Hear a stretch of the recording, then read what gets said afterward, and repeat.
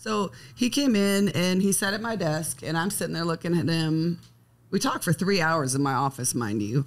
And I'm looking at this guy going, man, he's really cute. I like him, you know? And he seems like a project. But right.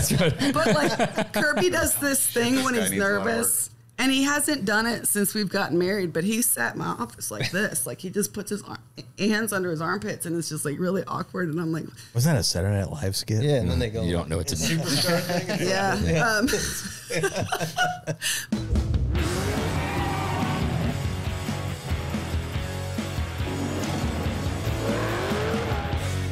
Welcome to Oil and Whiskey, an Ironclad original. I am Josh Henning. I'm Phil Gerber. I'm Jeremy Gerber.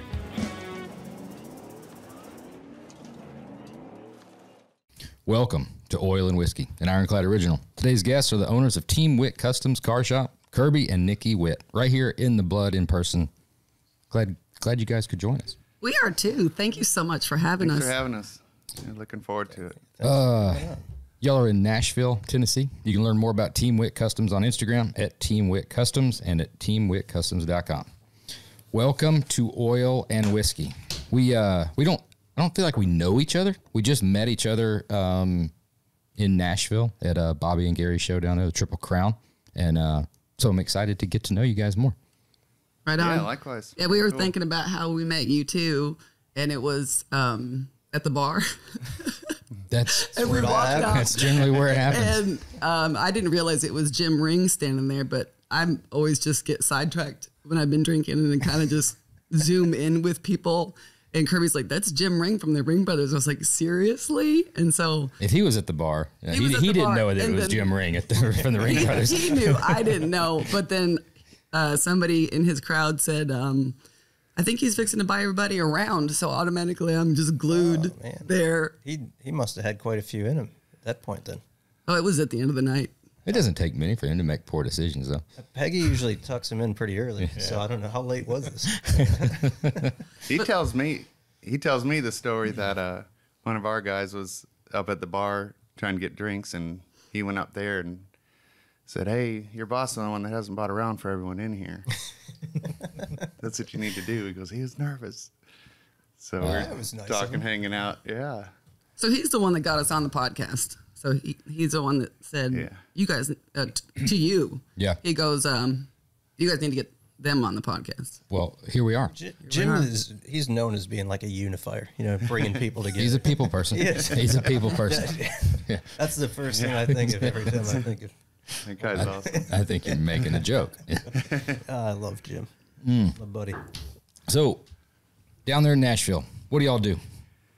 Besides build cars, but I mean the specifics. Like, what do you specialize in? What are you building now? Saw a couple of stuff there in Nashville look pretty damn cool. We do basically everything under one roof except for build engines and transmissions.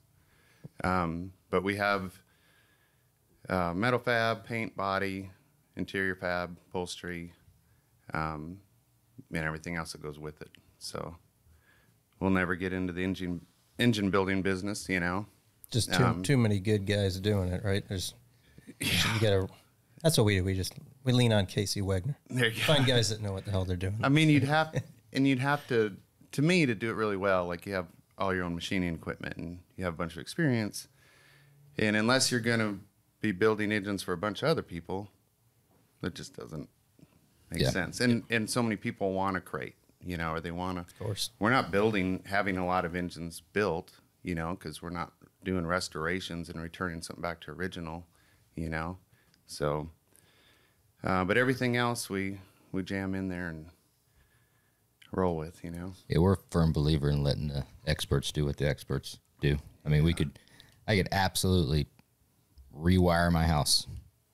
It probably wouldn't be that good. The lights would come on, right? But I'd rather just pay the electrician. He's the guy that knows how to do that. It'd be good if we find somebody then that could host this podcast. You know what I mean? Like if you want to let the people that really know what they're doing do their thing. Starting off early. He's wounded. He's wounded. I'm telling you, he lashes out. He's like a little baby deer that got hit, just clipped by like a Buick. And that Kind of spun around and kept running. yeah, he's fine, but he's spooked. Little ornery. You get close to him, that fucker. The deers don't bite until you get close. That's right. We don't build chassis either, so we do let the guys that know what they're doing do that. Perfect. That's awesome. How big a shop y'all got down there? It's 10,000 square feet, and then we put up another building. It's maybe 1,600 for storage, so we could get pallet racking and parts and Storage is key. yeah. It's, man, I wish, like, you almost need to, like, mirror your actual facility with storage. There's just never enough room. It's like 3,000 square foot per car. Yeah, I was saying, Every time you blow a car apart, it's 5 cars worth of space. takes up one stall together and 6 or 7 when it's Yeah. apart. Is that what you guys do? That's if it's a unibody car. You're tearing down a car. Is that what you're using the storage for? You're just moving everything off? Everything we can. Yep. Yeah. So we have designated shelves and like Rubbermaid totes for parts, and try to keep each car, you know, separate from the other. Mm-hmm. And then, you know, it's all the things too, like, you know, rotisserie's great when you need it. But when you man, don't, is that motherfucker in your way? when you Right? don't. It does not nest either. There's no way. It's like, it's the worst Tetris piece ever. Yes. There's no way of, yeah. And for, you know, like, it's been several years ago, like at one point we had 3 cars on rotisserie. And then it's like for 6 years we don't use one, you know? But you got all the parts and pieces and attachments and, you know, Yep. engine stands, another one, you know? But that really helped us out because, you know, we got all the engines, you know, that are built on stands. Yep. And, you know, we just got crammed so little on room, you know, that finally it's like, okay, I have to designate this stall for storage. You know, it's cherry picker, engine stands. Preaching to the choir here, Oh, man. I man, know all right? those things are just. And then you think, oh, we're going to have all kinds of room. And now it's like, man, could we have another one of these, you know? Put in a mezzanine, Never put a enough. second level above you. Right? You're gonna have to relax. You're gonna have to sit back and relax. Shoot that damn whiskey or something like that, and just tell. You're making me nervous. I know. I'm sorry. We are all hanging out having It's a probably. drink. I think I Yeah. made everybody nervous by showing up 30 minutes late for the. You podcast. pretty much apologize. ruined the entire podcast. I think That's fine. We had a great flow going, and Did you? I killed it. yeah, We were nervous when we woke up, I think. And then our master plan didn't last, of course, you know. We're like, oh, we'll fly in, we'll run over to Troy's, and we'll go get our hotel room and whatnot, and maybe a little nap. Did and you we'll make go it? road To, shop. did you make it to Troy's? We did make it to Troy's, yep. But I then always, we were, I always like it when people go there after because it's tough. Yeah, he sets a little bit too high of a bar. It's. and everyone's just depressed afterwards Yeah, because then you're they're like, never going oh. to be to that. We all know he doesn't build any cars down there, right? Yeah. Like that's a museum. All it is like the showroom, it's right? set. You could go there 5 years from now, and look the same way. It's all just AI generated. Yeah, he just like rubs on another one and like, oh, look at this. This is so nice. Nothing ever comes out of it. That's the thing. Shit looks awesome, but what's funny is Fuck Troy. him and Adam, they tell the story the other way. They're like, man, I hate it when people go to roast shop first. And then they come over here and there's all this stuff here and they're just like, man, the food at roaster shop was awesome. Shit. And they just ignore this stuff. Yeah, I think that Adam dude. I don't think he's a human being. no, he's a cyborg. Yeah. The talent that kid's got. He'd be like the big, aliens are big- real. The Yeah. big brother of Little Vicky. Remember Little Vicky? Yeah, the Small Wonders. The small one. That's Could be. They kept her in the closet, didn't they? Yeah. Yeah. That was a Yeah, good- he's like the 2.0 bigger brother. Oh, that dude is unbelievably talented. Oh, I yeah. take it you said was it 36 that they're doing that. We were on the floor underneath it, me and Troy, and he's showing me everything going on. And it's like, man, Yeah. should I just quit now? Like, That's what just you ruined about my dreams. Everybody that's You left took away there my said. hopes. Yeah. Yeah, that's the problem. Oh, That's the it's problem with him. crazy. It's so damn good that it's like, it's almost not inspiring. It's defeating. Yeah. You know, there's certain people you go to and you're like, all right, a little bit of work, a little practice. You know, It's obtainable. I think I could probably get there. And that you're like, There's no fucking way. It's just, I'm going to try something else. Maybe build surfboard. Hey, you got to look at it. You got to just look at it from an entertainment standpoint only. Yeah. Like, holy shit. I mean, when you go to the, like, watch Jordan play, you weren't like, fuck, I'm never going to, like, play in the yard again. Like, you know, shoot some hoops. You're like, fuck, that's awesome. Well, Phil was doing, like, Well. reverse layups and stuff. Just putting his Lower Jordans that on. And rim down to like 6.5 feet, make some shit happen. I bet 7 at least. Yeah. So take us back to the beginning. How did you get to where you're at now? Where you just said, you know what? I think it would be a great financial and life decision to get into the building car industry. I think I've thought about it and was like, man, I'm going to find the hardest way to do this and put myself through the most pain.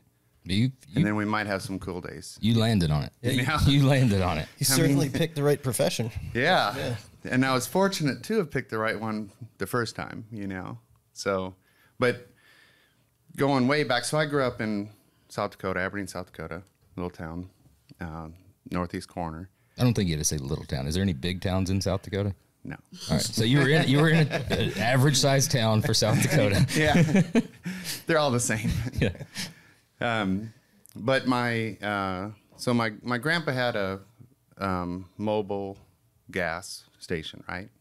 And of course, mechanic, and you know, That's the brand. The gas station didn't move. It wasn't a mobile. yeah. gas I always station. think when Took me a people second. aren't I'm just- sure, I'll put like if that you said, "Hey, together. that's Sinclair station," they're like, "Oh yeah, I got you."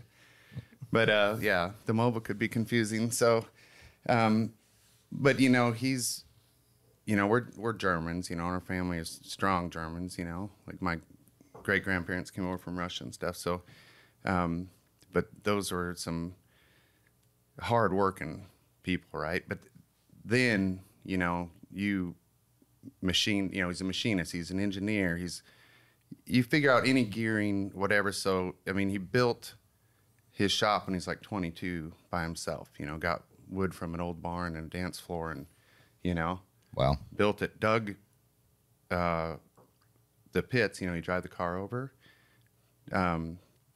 He worked at the co-op during the day, drove school bus in the morning, and then at night was building a shop, and he hand dug the pits, put them in 5-gallon buckets, and then went and filled potholes in the streets, because the streets were dirt then, to get rid of the dirt.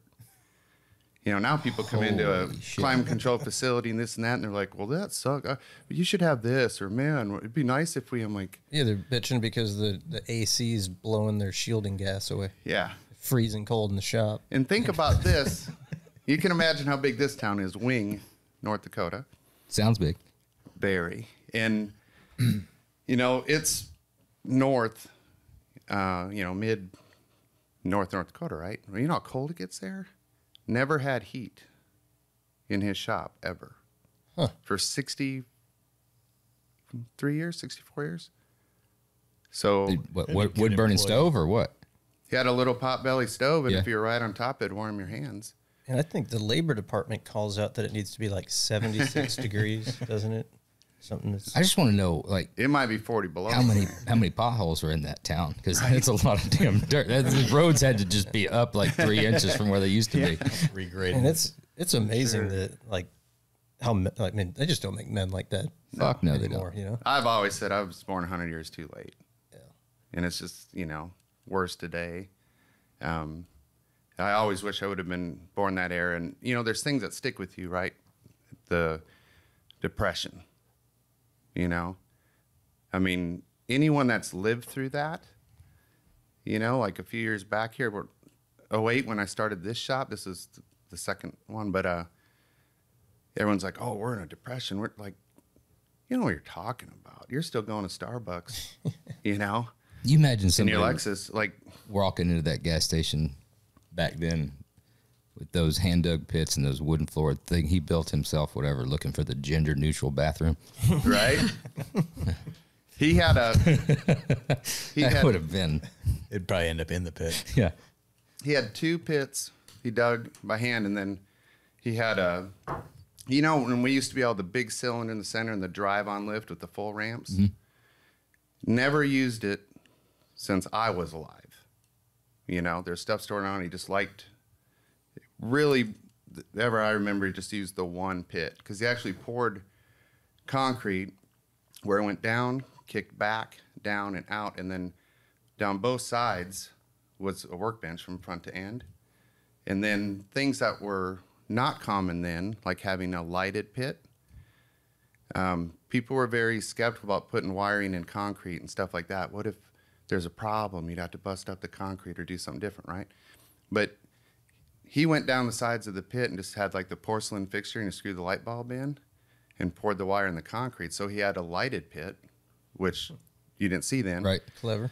And then one of the coolest things, his garage door was a solid rectangle, right?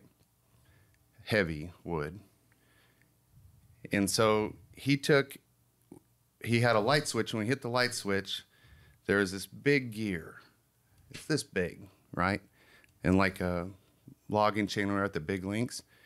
And then it went down to a smaller gear with electric motor.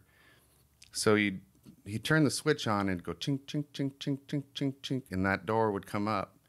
The door was so heavy, and of course back then it wasn't 16-inch centers on the studs and stuff right in the walls. So his are probably like, 23-inch or something. We poured big concrete blocks, eyelet in the top, and that rough rope, like braided rope they always used. So it came down to counterweights to the door. And then when it got to the top, you had to flip the switch off. There wasn't no automatic cutoff, But, he's one of the first guys around up there that had an electric garage door.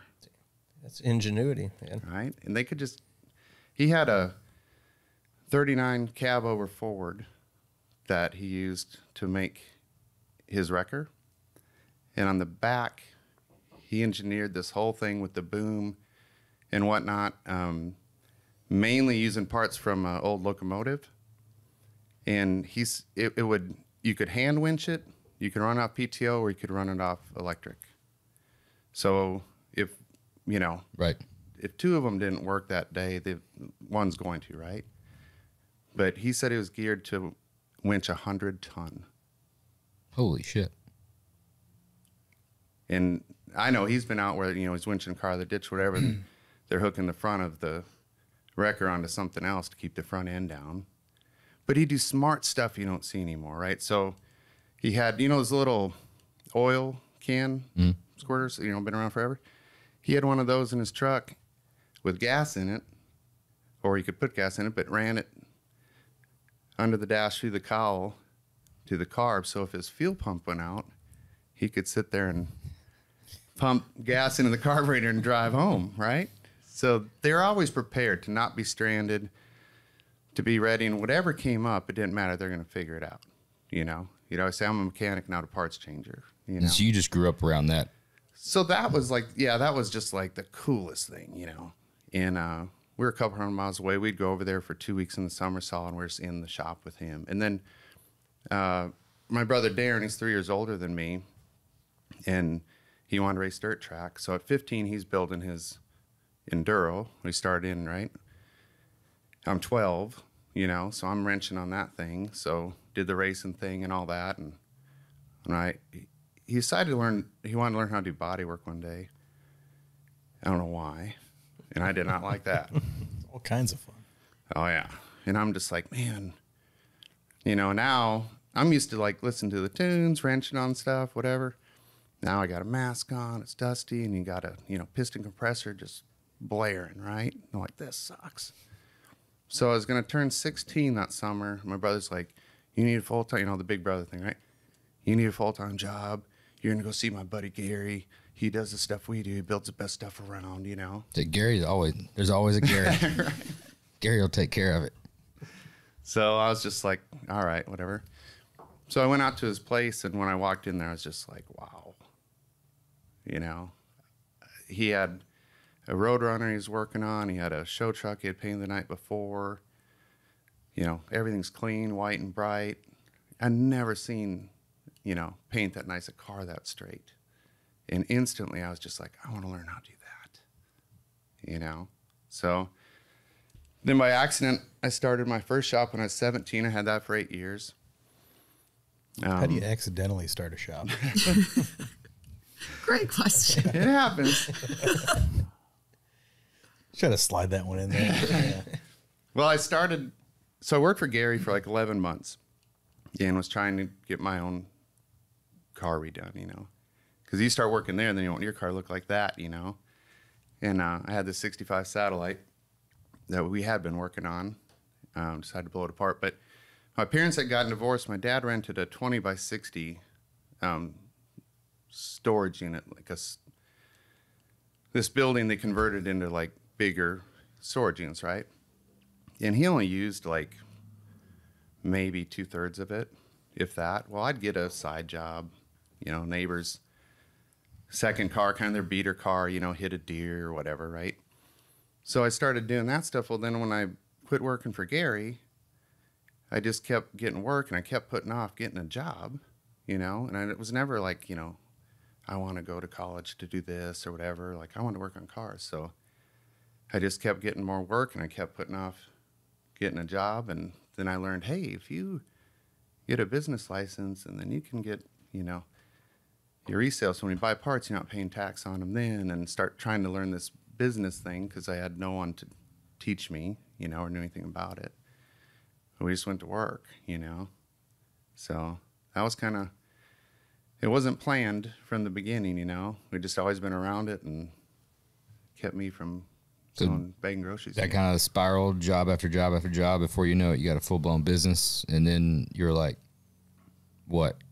I don't want to do this anymore. I want to move. You're still in South Dakota at this point? Yeah. So I was in that first building for like 3 years, and then I moved to a different building, and, got a paint booth and things like that. The business was good, but I didn't manage my money, and no one teach me that either. So I went broke. That's a rare thing in this industry. Usually all these car guys are such great business people. Were you just like feeding your hobby? Is that where the money was going? You're building cars, servicing stuff, but at the same time, are you pouring that back into like speed parts and shit for yourself, or is it just not charging enough? No. Or at the local watering hole, where did it all go? What was the source of the mismanagement? It's some, but it's kind of like, and you're that young. Are you around at this point? Have you come into the store yet? I don't think I was born yet. Okay. All right. We're good. We're going to get there. Damn. We're going to get there. It's getting I'm rough. just kidding. No, it was just, had never Yes, please. been taught or learned how to budget. Had never, and my dad was always the way of, you're always going to have a car payment, so you might as well have a new car. What year was this? This would be, I started the shop in 91, I think. Yeah. So I graduated high school in 91. So in my senior year, I was working for myself then, So, and it's not charging enough. Being taken advantage of a lot because you're so young, you don't know. And I'm always like you tell someone it's this. You tell someone you're going to do it, you do it, no matter what, right? And so making the mistake of, I can do that. It's going to be $500. And no matter what, I would never say this came out, that came out, we need to charge more. And you learn a lot of hard lessons. Like you got guys that, they're 2-3 times your age, been around the block. I redid this Jaguar one time, and it was a nightmare. It came from Minnesota. Rusty's could be paint about 3 times. Like aircraft stripper, when it's good, wouldn't remove the paint. So like we're sanding this thing for days to strip it down. And I would never like take a deposit, or have them pay as we go, right? So get this car all done. It's a ton of work, and at the time it's like $3,500, $3,000, right? Do this paint job, and call up. It's like, man, I need to get paid. Yeah. And then I get the runaround. Oh, he's out of the country. We don't know when he's coming back. And all this, and all of a sudden you're like, shit, no income. Yeah, overdraft central, freaking out. So you're just always robbing Peter, pay Paul, just chasing your tail, and Mechanics I work like lean. Yeah, I know about any of that. I do now. I know that works really well. You ain't got no money, but you had yourself a nice Jaguar. That's right. And then on days, you get things going, you know, obviously we didn't just do restorations or custom stuff then, you know. And at the beginning, you know, you'd have these times where we weren't busy, right? And guy at the paint store would be like, well, go get some work. And I'm like, how are you supposed to do that? You know, we're doing a lot of collision stuff, doing some of the restoration stuff, whatever. I'm like, you see a wreck, you're supposed to run up there and go, hey, I got a body shop, you know? Start throwing deer out in the road. Right. So he's like, he taught me, go to the car dealers.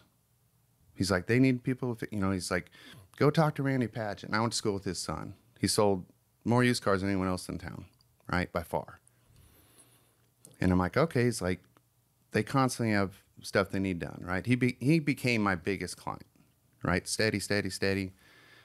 I'd take a couple cars, drop one off, pick another one up. It's just, that changed everything early on.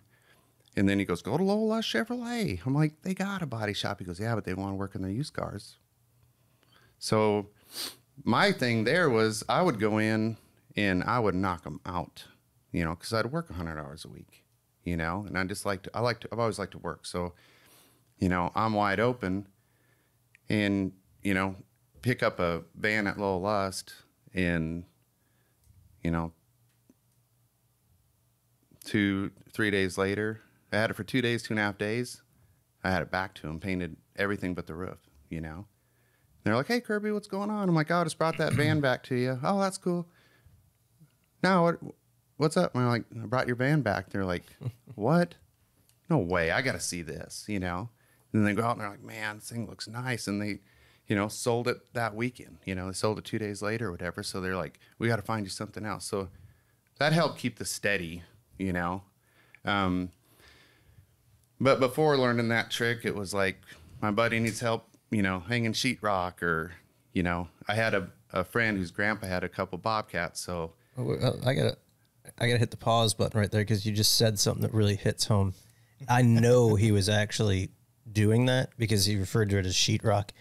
We have this Josh all the time. I don't personally do that, so I call it drywall, right? You hire a guy and he puts drywall. That's what a homeowner calls it. Yeah. Josh, on the other hand, he tells all these stories about hanging sheetrock. I hung sheetrock for oh yeah, for 14 years old. That's first job, full time. So we just validated. And you call it fucking sheetrock. When you tote it and you hang it, you call it whatever the fuck you want to. And you call it sheetrock. It says it right there on the band on the side of it, sheetrock. Yeah. But keep and going. You're looking for something else to do. I promise you. At least me. And I never got into the taping and mud and that shit either. Because no, Josh has some good stories there. Oh yeah. There's no festool. You never walked on the stilts or did any of that kind of stuff? Taped overhead, ran a bazooka. I did very amateur. Like, you know, my buddy's girlfriend's dad wanted to finish out the basement and he wanted help. I'm like, yeah, I need propane, you know, because it's freaking 30 below. And the building I'm in, it was, the sidewalls were inside walls, but the people on the other sides didn't heat and they weren't insulated.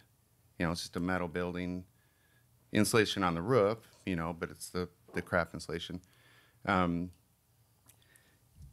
And, you know, you have no money, right? You got this 1,000-gallon propane tank out there, no money. So I'd be like, put $100 in it. And I couldn't tell you how many times I'm freezing my ass off, climbing the ladder up there, you know, learning about, oh, it must be the thermocouple, and why isn't this lighting and everything? And finally, after you know, dick with this for about an hour, you're like,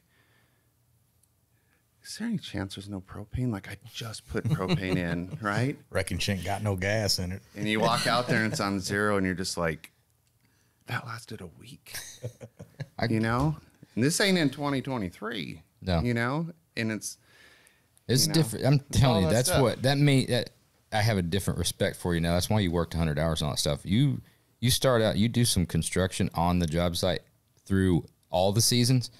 That makes a different person out of you. And I think that's really, it just kind of, I started thinking about some of the stories and all. I think I'm able to take your harshness. Yeah. Because of that? Of I mean, at 14 years old, being a punk ass kid, thinking I could get away with fucking anything, say anything, do anything. That hasn't changed. And I know, but it's different then, right? So, yeah, this is in South Georgia. or this was in the South in Georgia.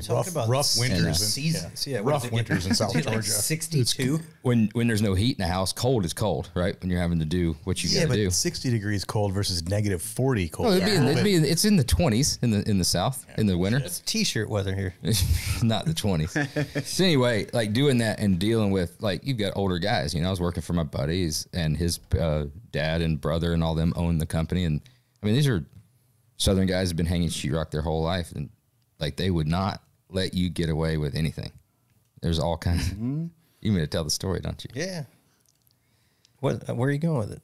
I can go to the glue story. That's where you want to go. I don't know the glue story. Oh. Anyway, we'll tell a quick little story. So, I mean, all kinds of stuff. It was always, you know, pranks, stuff, hijinks, whatever. And they'd definitely pick on me and my buddy. We're the young kids, right? So they're gonna fuck with us all the time, no matter what. All the time, right? Tell you to go get something that doesn't exist. Tell you to tote all that sheetrock up to the house just to tell you to take it from where you put it to someplace else, just to fuck with you. You learn to walk on stilts, right? You're walking on actual stilts to tape ceilings and stuff like that. And you just start getting it down after about a week, and you start getting cocky, right? And start doing stuff. I mean, you've never felt pain until you've had a 2x4 take the stilts out from under you and you go down, right? So all kinds of shit like that. So it started after about a year and a half of doing that. You start kind of feeling like I've gone through the gauntlet, right? I'm kind of one of the guys, right? So I'm 15 and a half, right? So I think I can fuck with the other guys like they're fuck with me. So Corey's dad, Carlos, he's on stilts. He's doing stuff, right? So we had to, down there you had to glue and screw all the panels, right? So you had to glue all the studs, then put the panels up, then screw everything. That was just the code. So you use liquid nails, right? So we always had liquid nails laying around. And, you know, when you get done with the tube or whatever, you've got a little bit of stuff hanging off of it, right? Liquid nails is, I don't know if you've ever had it on you. Oh, yeah. Impossible to get off, right? So Corey's dad's there. He's in shorts. He's doing stuff. He got hairy-ass legs. So I walk over there with the thing, right? And Corey's dad don't see me. Corey looks at me. He's shaking his head like, don't do it and all that. And I was like, I'm going to do it. And Corey's like, don't do it. And I was like, and I'm getting close. And as I get close, like I'm acting to do it, Corey's dad sees me and turns, where he turns into it. And I just run that glue like all the way up his calf, right? So it's kind of like, fuck, I didn't mean to do it, but I did it. So then it's kind of like, I got you. He didn't say a word, didn't say anything, went straight back to mudding and taping, right? I'm like, shit. He was just kind of a stoic guy, right? Didn't say anything. 4 hours later, right? I'm down in the basement. We're stacking stuff up. We're getting ready to go. I got bear hugged from behind, right? Can't even move. He was a big ass dude. Can't even move. He is with one arm, grabs me around like my upper body like this, rips the back of my pants down and glues my entire ass crack all the way with liquid nails. And I mean, like, oh man, he cut that, you know, when you cut the tube, you cut it down low. If you want like that 1/2-inch bead, he filled it up, right? What did you do next? Well, there's only one thing that gets liquid nails off is WD-40. So the house we were hanging was on a lake. So I am down in this nice neighborhood on the lake shore, right, with my pants around my ankles, spraying my ass with WD-40. Yeah. That's not the first time you've been by the lakefront with your pants off. It's not. No. I've done that a few times, as a matter of fact. That's probably a story that shouldn't be shared. But Shouldn't be. No. But it's just made me think of it. Anyway. You just derailed. It does. It makes you, like, when little smaller things, like you said, when come up or whatever, you're like, man, shit, I can't believe I'm going to have to, like, you know, fix that door that didn't sand out like I thought it was going to. It could be worse. Mm-hmm. Could always be worse. There's no way to transition from what you just said, like, back into a point. Or you get raped by a big, hairy guy named Carlos. Yeah. At 15 years old. with a glue gun and WD-40 for lubrication. You were entered by Carlos. This is so It was a wrong. lot. It was a lot of glue. But the point was talking about construction, talking What about is stuff. the point? That was the point. That was the point. Hot rods. So Like we said, they can edit almost this entire last 15, 20 minutes out. no, this is some of the best. This is some of the best part. Yeah, blooper reel. I think so too. Yeah. So Keep drinking. you're struggling through. You got jobs. You're getting seamlessly back into it. yeah. That's the. Look at y'all. He's good at the let's transition. Let's get down. So you're doing that. You're learning a little bit about the business side along the way, and you're staying steady. You're getting some, collision jobs. You're getting some bumper jobs. You're getting stuff like that, turn and burn stuff with the car lots and stuff. At what point are you kind of like, are you looking for more? Are you wanting to move? Where are we getting to where it's like this next phase? What pushes you to that point? Well, I was always looking for more, right? Wanted to build something. And I've always been like, I don't have enough time. We're going to run out of time, And back then, you think, man, if I'm not to a point, where I can have this shop running, have people running it, I check up on it, whatever, by 25, I got to do something else, right? And it's laughable now, but if you got the drive, you got the drive. And you can't teach someone that, you can't instill them in that either. They want to be on the gas kicking ass or they do not, So I end up going broke. I lose everything, just feel worthless, right? And I figured out, because when you work that much, you about go insane, right? So I figured out back then I could work 100 hours a week for 6 weeks, back it off to 80 for 2, and then back to 100 for 6, right? But, I'm also, my 20s, I could sleep not at all, like 3 days, 4 nights, my longest run. You supplementing with anything? They still had yellow jackets and stackers back then. Yeah, nothing. Like never. This is just pre-Red Bull, Mountain right? Dew.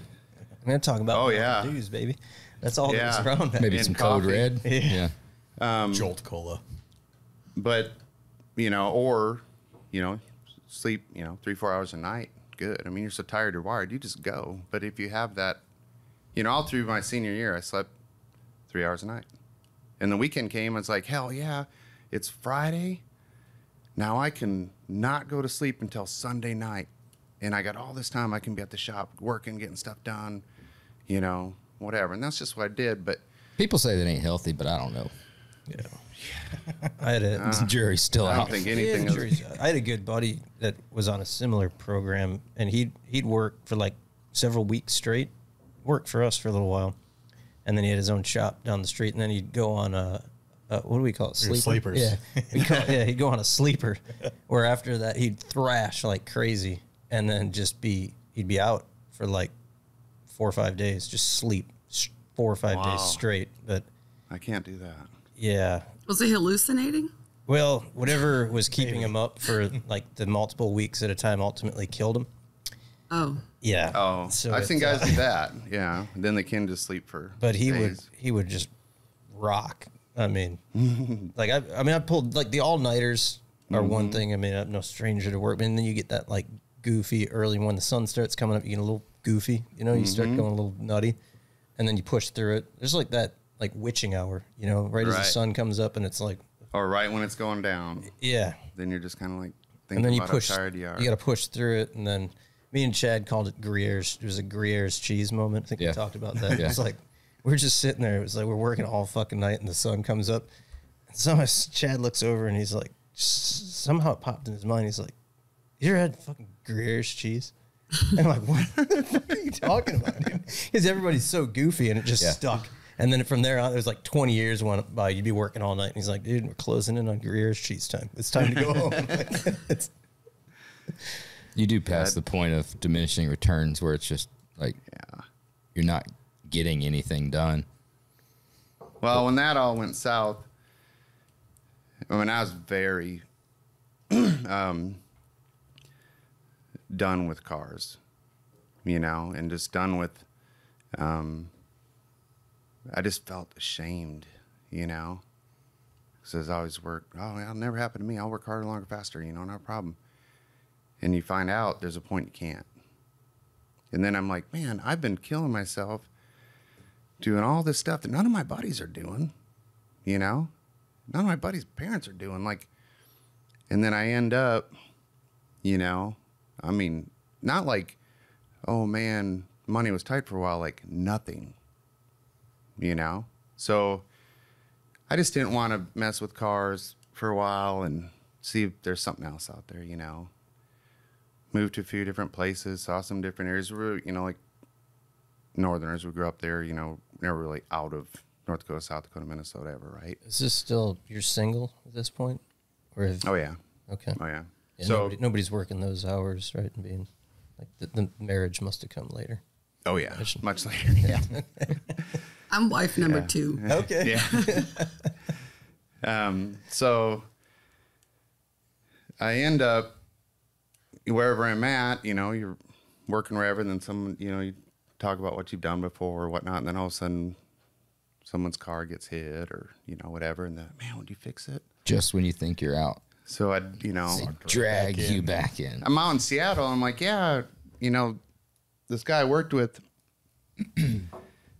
his roommate left his 4Runner. You know, Seattle's real hilly. Left his 4Runner in neutral and didn't have the e-brake on it. Rolled down the hill, went up the embankment, flipped on the side. So he's like, man, could you fix it? And I'm like, That seems like an easy one. Knock that out real quick. yeah. PDR. I'm like, yeah. PDR that. I'm like, yeah, I could, but, you know, I don't have any tools here. I don't know where I'd do it. You know, I don't have a place. Oh, it's no problem. I got a shop behind my house. I'm like, Dude, you're describing the fast All right. times at Ridgemont High. That's where my dad's got an awesome set of tools. my brother sends me, you know, some of my tools and all this stuff.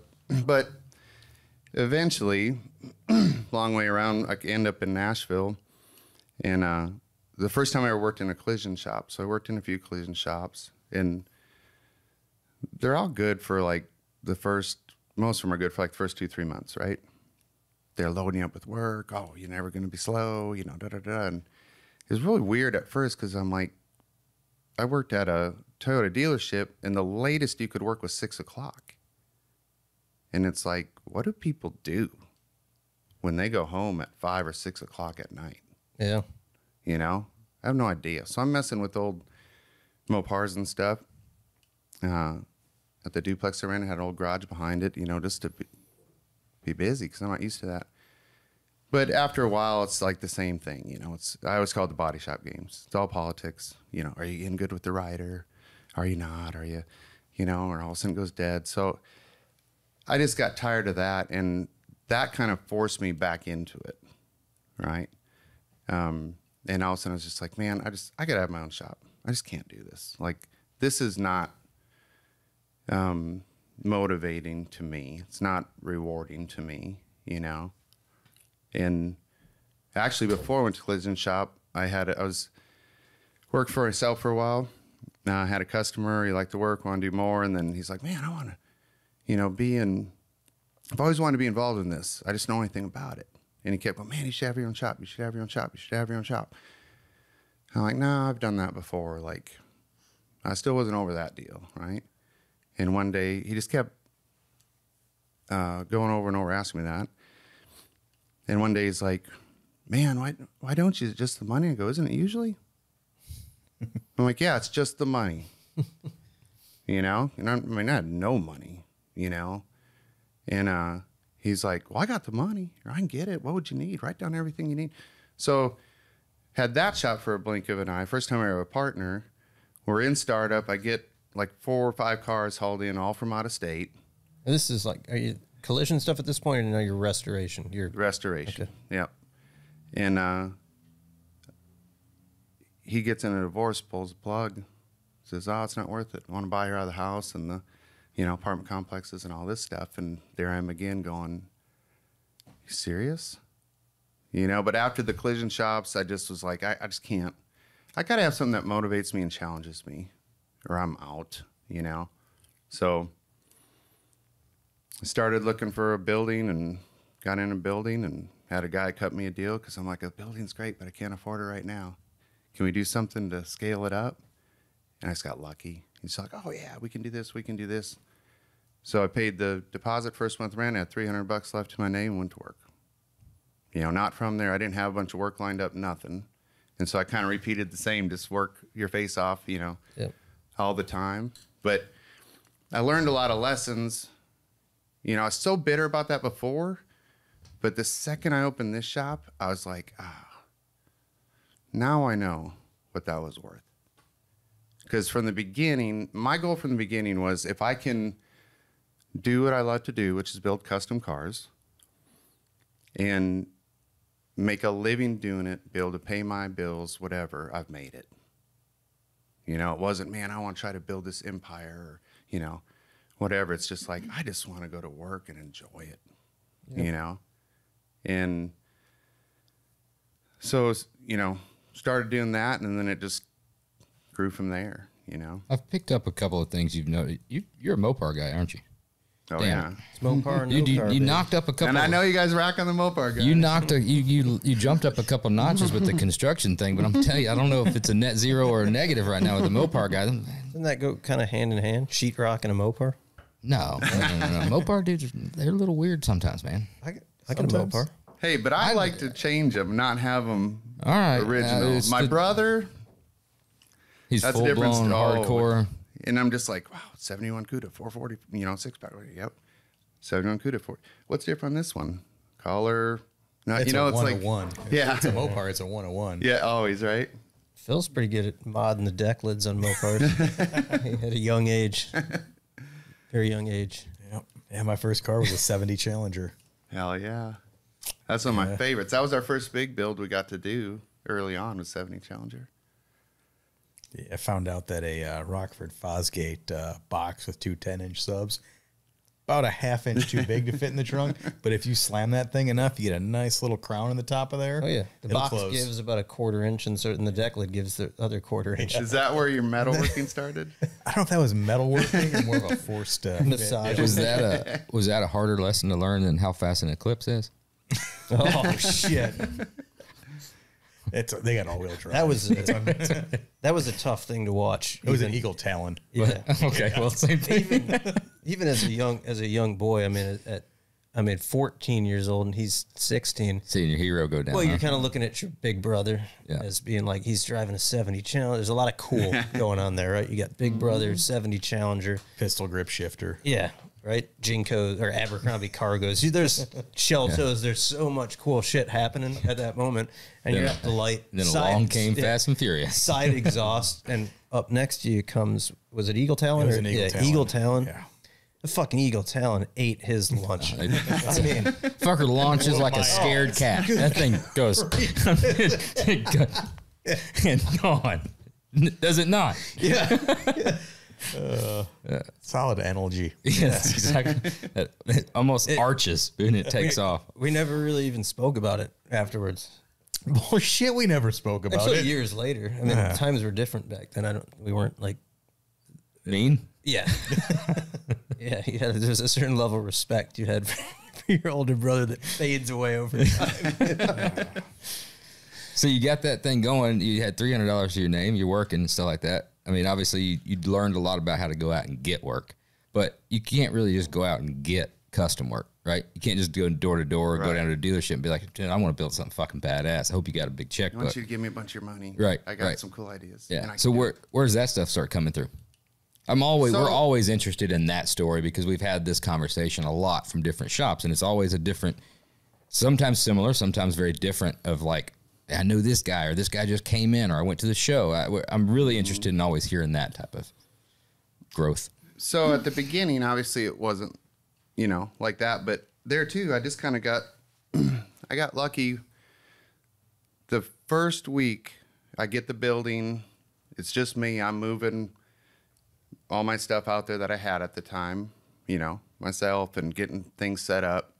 Had a little compressor you could grab the handle and roll around, and ran it into a reserve tank from another shitty compressor that had burnt up, direct drive junk or whatever. Craftsman or Campbell Hallsfield? The one that worked was a Craftsman. Yep. And I think the other one was the blue Campbell House. Yeah. Special gift. So there's that. It's just a special gift. Right. And the first week, my sister hits a deer with her car, her Toyota. There's a lot of deer talk tonight. Right. That's 3, by the way. 3 deer hit stories. It sounded like the UP, like Dean up in the UP. So it's like, sweet, because I need the money. Right. I need she to got work. insurance on it. So, right? yeah, So you're gonna do insurance job, Save her the deductible. I mean, there's just shit everywhere, right? Like, everything's just been placed in the building. Had a couple, old like cars about to flip or whatever, like cheap cars and getting that stuff out there, right? And then I'm like, nothing's in place, no systems in place, nothing. But I'm like, I got to try to do this estimate, order these parts, and fix this car. And then it was just like one after another. Because when I quit doing the collision stuff and I worked for myself for a while, just out of like garage, at the house. And then before I started the shop, and I went out and helped my brother do a bunch of work on his stuff. But from that one guy that I had the shop with briefly, that got in the divorce, he was like the guy. So if your car needs something, call Tony. His whole circle calls Tony. Who do you go to? So I was doing this side work. And when I worked at Beam Toyota, they would let us do side work there at the dealership, right?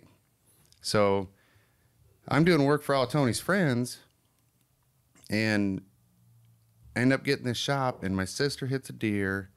Then I had another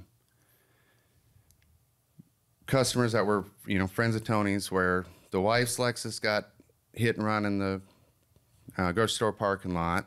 Then his Porsche gets hit and run in the parking garage, and that came in. I was like, hell yeah, there's a radiator in front of each wheel. And back then, that radiator... That Lexus is probably pearl white, which you're never going to match. Yeah. Well, I had a sweet deal going there, too. So I didn't have to paint anything then. But, with the insurance job, it's like that radiator, this big is like $800 then. So just the markup we get, I'm like, hell yeah, score. I could straighten a few fins on this thing. Yeah, on this one to go. So the first shop was 2,000 square feet, but it just kept happening. Like I had another couple. I had done some work on Ed's car, and then, the bumper on his car is a BMW M3 or something. Had been busted up. Well, he wanted to put an M5 bumper cover on it. Well, then his wife went over a curb or something with her Beetle, and it punched the rocker panel up. So he's like, we'll drop Val's car off. You can fix that. And then when we come back, I'll leave my car and we'll take her car, and then you can fix that. And then my sister's neighbor backs into her neighbor's car, and it just one after another, right? Which was great at the time because I needed the work and needed the money. And then it got to a point, it's like, man, is it ever going to switch where it's not collision stuff, And then just kind of word got out and got to do some things. And, we built the 70 Challenger. We did a lot of like rust work for people, and then they would pick up the car and take it to whoever. But that collision shit never stops, really. Right. It comes to a point to where you've got to make a decision. The collision stuff starts becoming a burden on you not being able to fulfill all of the custom clients, right?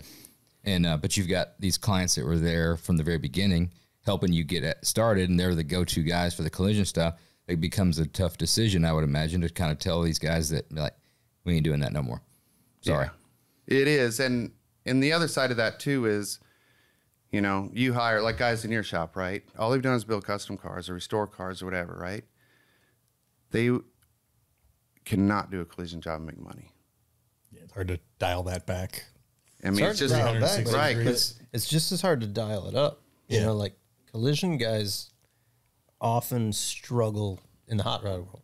100%. It's a very clear divide. There's like I feel like there's a window of opportunity to like early. Yeah, how much experience you should have in a collision shop before you make that transition? Because if you stay there too long, it's permanent. You can't make that transition. And for lack of a better way of explaining it, in comparison to our world, the collision world is they're working towards that good enough point. Right. Like this is factory straight. This is factory finish, factory peel. So if you do too much collision and you go to the other side, then they're like, oh man, I don't want to block forever. It's good enough. But then if you just do a bunch of, the custom restoration stuff, and then all of a sudden someone brings in their Toyota that got punched, they don't understand, like, you can't do that level. I'm going to countersink the door striker. No, not on a Civic. No. It's 40-hour sand and buff and a quarter panel that's going to be glass compared to the rest of the car. Or your finish time on that little fender is 1.2 hours, and, you get whatever, 0.4 to clear it. but that's Factory refinish time. factory orange peel. They all got factory that orange sanding, priming, blocking, taping, painting, cutting, buffing. You know, you got 1.6 maybe to do that. I mean, nothing. I don't know about your world. My world, nothing happens in an hour. You know what I mean? 1.6. What are you gonna do with that? You know. So I just waited until I felt good. We had enough of the other going on, of the custom side of things and whatnot, and started weeding out stuff we didn't want, and kind of took care of people that were my customers before, right? Yep. I mean, I had one of the families we had, you know, we're fixing his truck, his wife's Yukon, then they have 2 daughters, and then that hit me too. So I had all these people, and then all of a sudden their kids got the age they start driving. And they're hitting fucking deer and shit. Oh yeah, that's right. Deer. 4. Hitting I had that family, actually, the Beetle. I had one time we went for, I think it was 2.5 months. We always had one of their family's vehicles between the parents of the kids in the shop at all times. You know, someone runs into the back of the older daughter's Jeep. The younger daughter hits a deer with her Beetle while the Jeep's getting fixed. Daughter's too young to have a rental car, so she's driving mom's Yukon, and it gets hit at the school parking lot. So when they pick up the Jeep, they drop the Yukon off, and then Jim's had this 1-ton mega cab diesel, you know, Dodge, and That'll fuck a deer up. Like that thing. yeah. He forgot 6. he Yeah. parked in front of a pylon and drove forward, and so the front went whoop. And so like we just got the Yukon done or whatever, and then they were going to pick that up, and that day he punched the front of his. So. Where'd the transition come in then? You're banging out collision jobs. You've got now repeat customers. What flipped the switch? I mean, where did it go to, like, that's it? I've reached the point. No more fixing smashed cars. I'm just doing custom stuff. After I lost enough money doing it, you know, and when, like I say, when we felt we knew we had plenty of the other, and it kind of taken care of the people that, you know, I'd done a lot of work for, and we just got to the point it's like we just can't do that anymore. And is this stuff like funneling in? I mean, are these like collision customers that are like, oh, you know, I got an old Mustang at home. It's got some rust in it. Can you fix that for me? Or where did the restoration stuff or the custom stuff come from? I mean, it's one thing to say that's what I want to do. I don't like doing collision work. I want to do custom stuff. Where did you get it from? How did it start rolling? Most of that was just word of mouth. Yeah. You know, and going to some car shows, you know, like when we started, you have to have something to show, right? So the first couple of years we didn't go to show, you know, but then we ran 26,000 miles, 2010, pulling that Challenger around, you know. And this is a restored, like a restoration? No, not like a custom car. Okay. Yeah. So That guy comes to you just by word of mouth because you did some other stuff and he trusts you and says, go wild? that one was my first father-in-law. Okay. Okay. So he started, he was going to do a little bit. I feel like we were trying to like kind of blow past Okay. that. Maybe. Gotcha. No. Gotcha. No, Let's no. not talk about the. I was Let's just not waiting talk for him about to the say it. Challenger. Let's. But it wasn't like the all these second people, like car. they saw that car and they're like, I'm signing up. But Right. But you got to get your name out there. Like you said, you're running the circuit. You're just doing by everything. doing it. And you know, it's that thing where, hey, I fixed the, I had a friend of mine, a guy I met early on when we moved to Nashville. He worked at a collision shop. He was the rider. I was calling the front man, right? Yep. And I said, hey, man, would you want to, it's actually how I met Tony. But I said, if I print out some cards, printing out at home on my printer, right? When people come in, they go, hey, man, I want to have, doing all over, have my whole car painted, or can you put floor pans in my XYZ, whatever it is, right? They don't do that. Send them They're gonna to lose me. money. Yeah, send them to me. So I said, could I give you some cards? Because once you tell them, no, we don't do that, then what? Next who is, does? man, who does? Oh, really? Man, do you know where I should go? And they're tying up their time, right? Right. And I go, instead, you can go, we don't, but this guy does. Yep. So that's how I got the first You're guy that ended up guy. sending all this work, right? Yeah. And so then you would have people come in, maybe you're doing a bumper cover on their car, but then they have an old Jeep. Yep. You know, or they want to get a square body or whatever it is. And then you've already got that relationship on the front end. And that's one thing I fought for a long time too, because you never know. That guy might bring you, you know, a 15-year-old Camry. He wants to clean up or it gets wrecked or whatever. But he also might have, you know, a 70 Chevelle he wants restored. Right. And he ain't going to tell you that until he sees what work you do and if he feels he can trust you and, you know, Right. all those things, right? And a lot of things that other people are like, man, why do you mess with that? Why do you help that person out? Not even, you know. But it's like I've had a lot of those things that turn into way better things. Right. Because when everyone else is saying no, you know, they're down at 4-wheel parts and they won't change shocks because the shock mount's rusted out and their policies they can't do any rust work, they're stuck. Mm-hmm. They love their Cherokee, you know. Well, then they would call me and I'll go, yeah, send them over. And it's easy, you know, it's easy. Yep. But their policy, corporate, you know, they're not going to do it. Well, then you just save the day because they love this vehicle. They're not going to go to collision shop and get that done, you know? Right. And then the next thing you know, it's like, oh, I got this. Or, you know, their buddy has it Right. that wants work done. And then they're like, hey, man, when no one helped me, this guy did. Yeah. You should go talk to him. They're doing some cool stuff, So you get that Challenger out there, and you're running the show circuit with it, and you know, you said that was former father-in-law and stuff. What was the one where it was the guy that it was coming in and being like, you know what, maybe he's got a limited budget, maybe he's got, you know, a bigger budget than you said. What's that customer that's like, oh shit, I've made it. I can actually do what I'm wanting to do. This is a guy that's, you know, willing to go along for the ride, and let's create something great together. You know, everybody that's listening knows they've had that moment. They've had that shop. You know, I mean, they've had that shot. They've had that customer that comes in and is like, most of the time, the, you know, first couple of them, you're definitely over delivering from what they're getting paid for. But at the same time, Still do. what was that build? I mean, there's Wasn't a it like few, the and there's 69 Camaro. I would The say one we that's painted Laguna Blue and probably kind of the. Well, I had a few when we moved to the second. You know, went from 2,000 square foot building to 7,500. So when we moved to that building, Squeaking. Chair squeaking in the that. back there. yeah, pull forward some. I was trying to do that chirping. earlier, and it's just kind of. That one's a little what? cramped. Sorry about that. Or it's right on the edge. You want to keep it Oh. down. Where we moved to the second building like 14 or 16 months, I think 16 months after we started.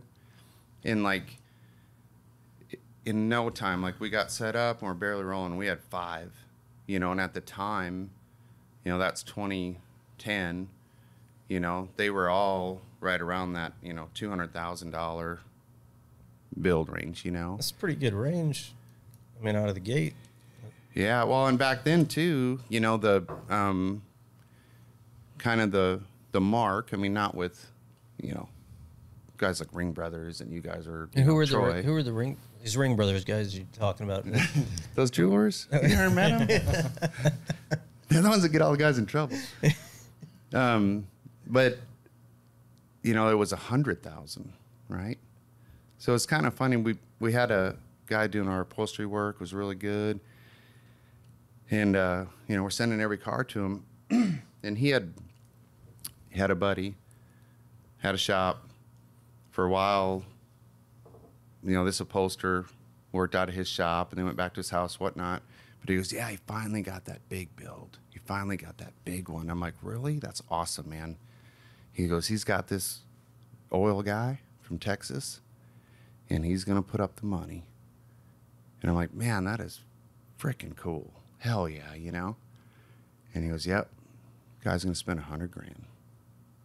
Fucking And I went, Kays, how much do you think the cars are we're bringing to you? I don't know. I'm like, the truck that's in there right now is 190.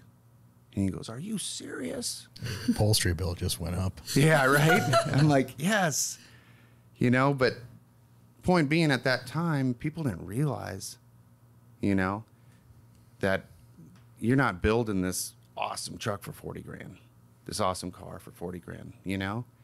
And then now it's just exponentially crazier, you know, like everything else. But Tell me about that Mustang you're building now. What's going on with that thing? The wide-bodied flare wheel. The white, yeah. Oh, okay. The fastback. So that's one of our good customers, killer dude, Taylor. And so we're doing like the wide flares and everything on. It's on one of your chassis, of course. Coyote in it, you know, whatnot. But that thing's going to be pretty cool. He's got a very unique taste and style. Yeah. Right?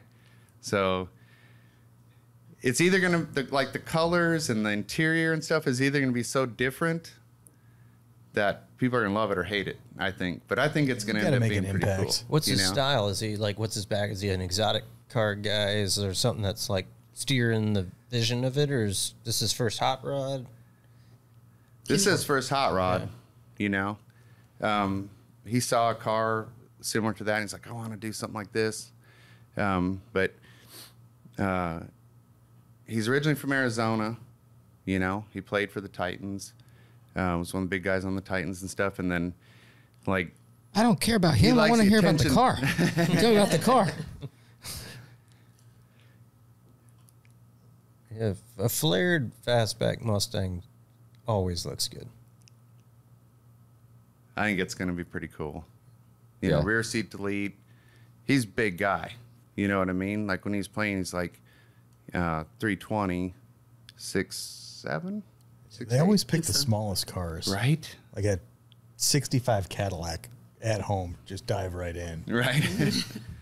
Oh, man. So we're like, well, you're not having a back seat. You know, we're going to have to do everything we can to get as much headroom as possible, you know? Sure.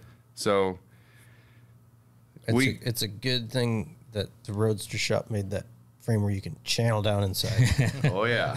You aren't instead kidding. of on top of it. When are you going to debut that car? When it's done. Yeah. That's a You never asked that question. What are you talking about, right? perfect answer. The That's all the answer we needed. The When kiss it's of done. death used to be Indy. Remember? Oh, yeah. Like, We'll be there at Indy. we're gonna Yeah, take- Indy. Oh, yeah. We're gonna get that thing done for Indy. I don't think it'll be SEMA or anything, but do you? No, well, AC. we're pushing to have it A done SEMA. You don't commit to a year, you commit to a show. Correct. in, what, April? Good Guys in April in Nashville? Oh, it's There it is. This year? said. We're Next year, 2024? You No. coming up in April? No. Yeah. Yeah. Yeah, no, he said it. You heard But it here. we have 3 of them that need to be done about that time, so we'll see. And we're back to not sleeping in 100-hour But weeks. Exactly. But the good thing is, so that car, you know, it's the complete one-off interior, you know, hand-built, you know, dash, everything, right? Sure. So that's already done. Not like upholstered and wrapped and everything, but everything's fabricated, you know, so it'll be final gap, you know. Then they can start doing the upholstery, you know, doing all that. Mo's wiring the car right now, so everything will be pre-wired and all that while we're, you know, getting the other stuff done. So we're trying to get that, you know, wrapped up by then, but it's just going to kind of be this aggressive looking, big tire, you know, Badass. on the ground, Yeah. you know, just unique deal, you know. And right now he's talking about, it's changed a few times, but he's talking about the body being cream, the interior is going to be black, all the trim, anything that was bright work or chromed or whatever is going to be gold, Like gold plated or satin gold? like gold plated. Damn. Like real gold? 24 karat gold? Is this like the, remember the Rob, back in the day, the Rob Report used to be able to buy that stool kit for gold plating? Yeah, you remember that? The emblems. When I was a kid, I thought that was what I was going to do when I grew up. I've done it. Have you really? Yeah, we had that. What is it? We At just the wheel shop. gold plated all of our. I don't own that machine anymore. At the rim shop, we would only buy. That's a machine gets repossessed. You would only buy. We were talking about knockoffs wheels the other day, right, on the other podcast, right, on the other episode with Dwayne. Yeah. We're talking about.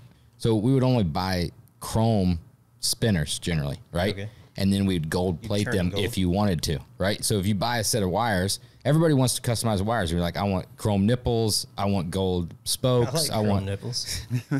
on a wire wheel, right? So you'd have to, I want gold nipples, I want gold spokes, I want chrome thing, but I want gold spinners or silver chrome spinners, whatever. So you would gold plate the spinners, right? And so you've got the little alligator clips and the cotton swab, and then you've got the little thing of gold, and you just gold plate them. You just rub it on there. Really? Yeah. Damn. How are you going to do it? Are you getting one of those? I think sending it out. Send it to the, we talked at the very That's the beginning. other thing we don't You do. send it to the guys that know what the fuck they're doing. Well, yeah, right. Advanced Plating just hooked us up with for our Best on RS award deal we did at SEMA. Came up with these cool little machine like necklaces, right? These medallions, and we're looking at them. We thought we could polish them, but I'm like, dude, they got to be gold plated, got to be. And Josh is looking at like he's tasked with getting this party done in like a week. I'm like, dude, send it to Steve at Advanced Plating. He'll do it. The cool part is Advanced Plating does offer 1-day turnaround service. They were able to do it, yeah. Yeah, they'll do the whole Sounds car, cheap. bumpers. Sure. I want my chair rock like you guys. I think you got a. I almost There's pulled a the whole lever. thing off. Hold on. What'd you do? I got to find the where it's at. Mine doesn't have the I rock haven't fucked engaged. with mine since it's been here. There's a rod that you pull in and out. yeah. My back's all stiff, and you guys are just hanging out, chilling. And On, I'm hey, just like, on the left side, I wasn't nervous. I was there's just a sitting little uncomfortably. thing. Pull it out. Okay. Oh, boom! Yeah, my handle Fixed. came off. I unscrewed this thing. You pulled it Nailed too. it. You pulled it too hard. So where did you come into play? Because I see you all over the social media. I would assume, this is just an assumption, I would assume that that's all you. He doesn't strike me as the social media guru. Correct. Well, for Right. Yeah. prior to Never a true prior, statement. Prior to social media, how does the guy that's working 100-hour weeks meet you? I mean, look. So Let's we- take it from the top. that. take it from the top. Yeah. We both had previous horrible marriages. Okay. I never in my life dreamt that I would be working in a hot rod shop. I promise you that. I've always loved old cars, but I was in banking. I was a branch manager. I did not know. So that's That- how he started making money. Exactly. So you're driving a Nissan Altima, Money Instead of laundering. making money. and she's She building won. hot rods. She won a little taste of the wild side. Look at him building hot rods. Yeah, got to get out of this corporate world. No. So I was in banking for like 13 years, right? And one day his normal banker wasn't there. She called out sick, and I was the next best thing, like the office next door, right? And he stops in, and you had to close your account. Was it because of your ex-wife, or I think whatever? Yeah. So he came in and he sat at my desk, and I'm sitting there looking at him. We talked for 3 hours in my office, mind you. And I'm looking at this guy going, man, he's really cute. I like him, And He seems like a project. but right. But like Kirby does this thing when guy he's needs a lot of nervous. And he hasn't done it since we've gotten married, but he sat in my office like this. Like he just puts his hands under his armpits, and it's just like really awkward. And I'm like, Wasn't that a Saturday Night Live skit? Yeah, and then they go. You don't know what to do. Superstar thing. yeah. But he would do that. And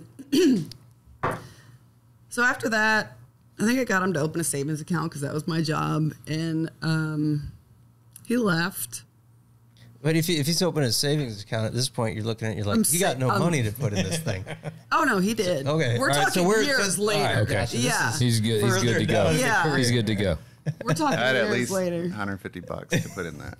Enough to you open need the to open savings it, He yeah. account. might have opened The it minimum. with 25, Oh, just whatever. over the minimum. That's true. But anyway, so I still worked at the bank, and all of a sudden, like I just developed this. No, wait, that was in October or September, whatever. Not close enough. I'm just Is that pulling it better? down a little bit. Yeah, there you go. That'll catch you a little bit Does better. that make my voice prettier? It does. Sounds Yeah. beautiful. Wonderful. So anyway, I closed his account because there was fraud or whatever happening with it, his ex-wife, whatever. And he went to SEMA this was 2013, I believe. And so, like, me as his banker, who is just like developing this crush on this man, right? I like go to check his account, and I see that there's all these transactions that have bounced out, like Blue Cross Blue Shield, and like stuff trying to clear, like auto draft, whatever, on his account. Experiment Rhino, Crazy Horse. Yeah, you know, Oh, yeah, those are the dark frauds. web stuff. Sure. Like, counts for Way that. that was me. Well, I was thinking That's it was crazy, like though. health insurance, you know, like he needs to know this, right? He probably doesn't know his insurance it is was going to just the last. one. Maybe it Or was just we- Blue Cross Blue Shield. We This thought seems- everything had been changed. Stuff's not bouncing. It's because It was we closed thought and everything. transferred. We're trying to get everything switched before we close the account, so that wouldn't happen, and she missed one. It sounds to me as this is an excuse to call you.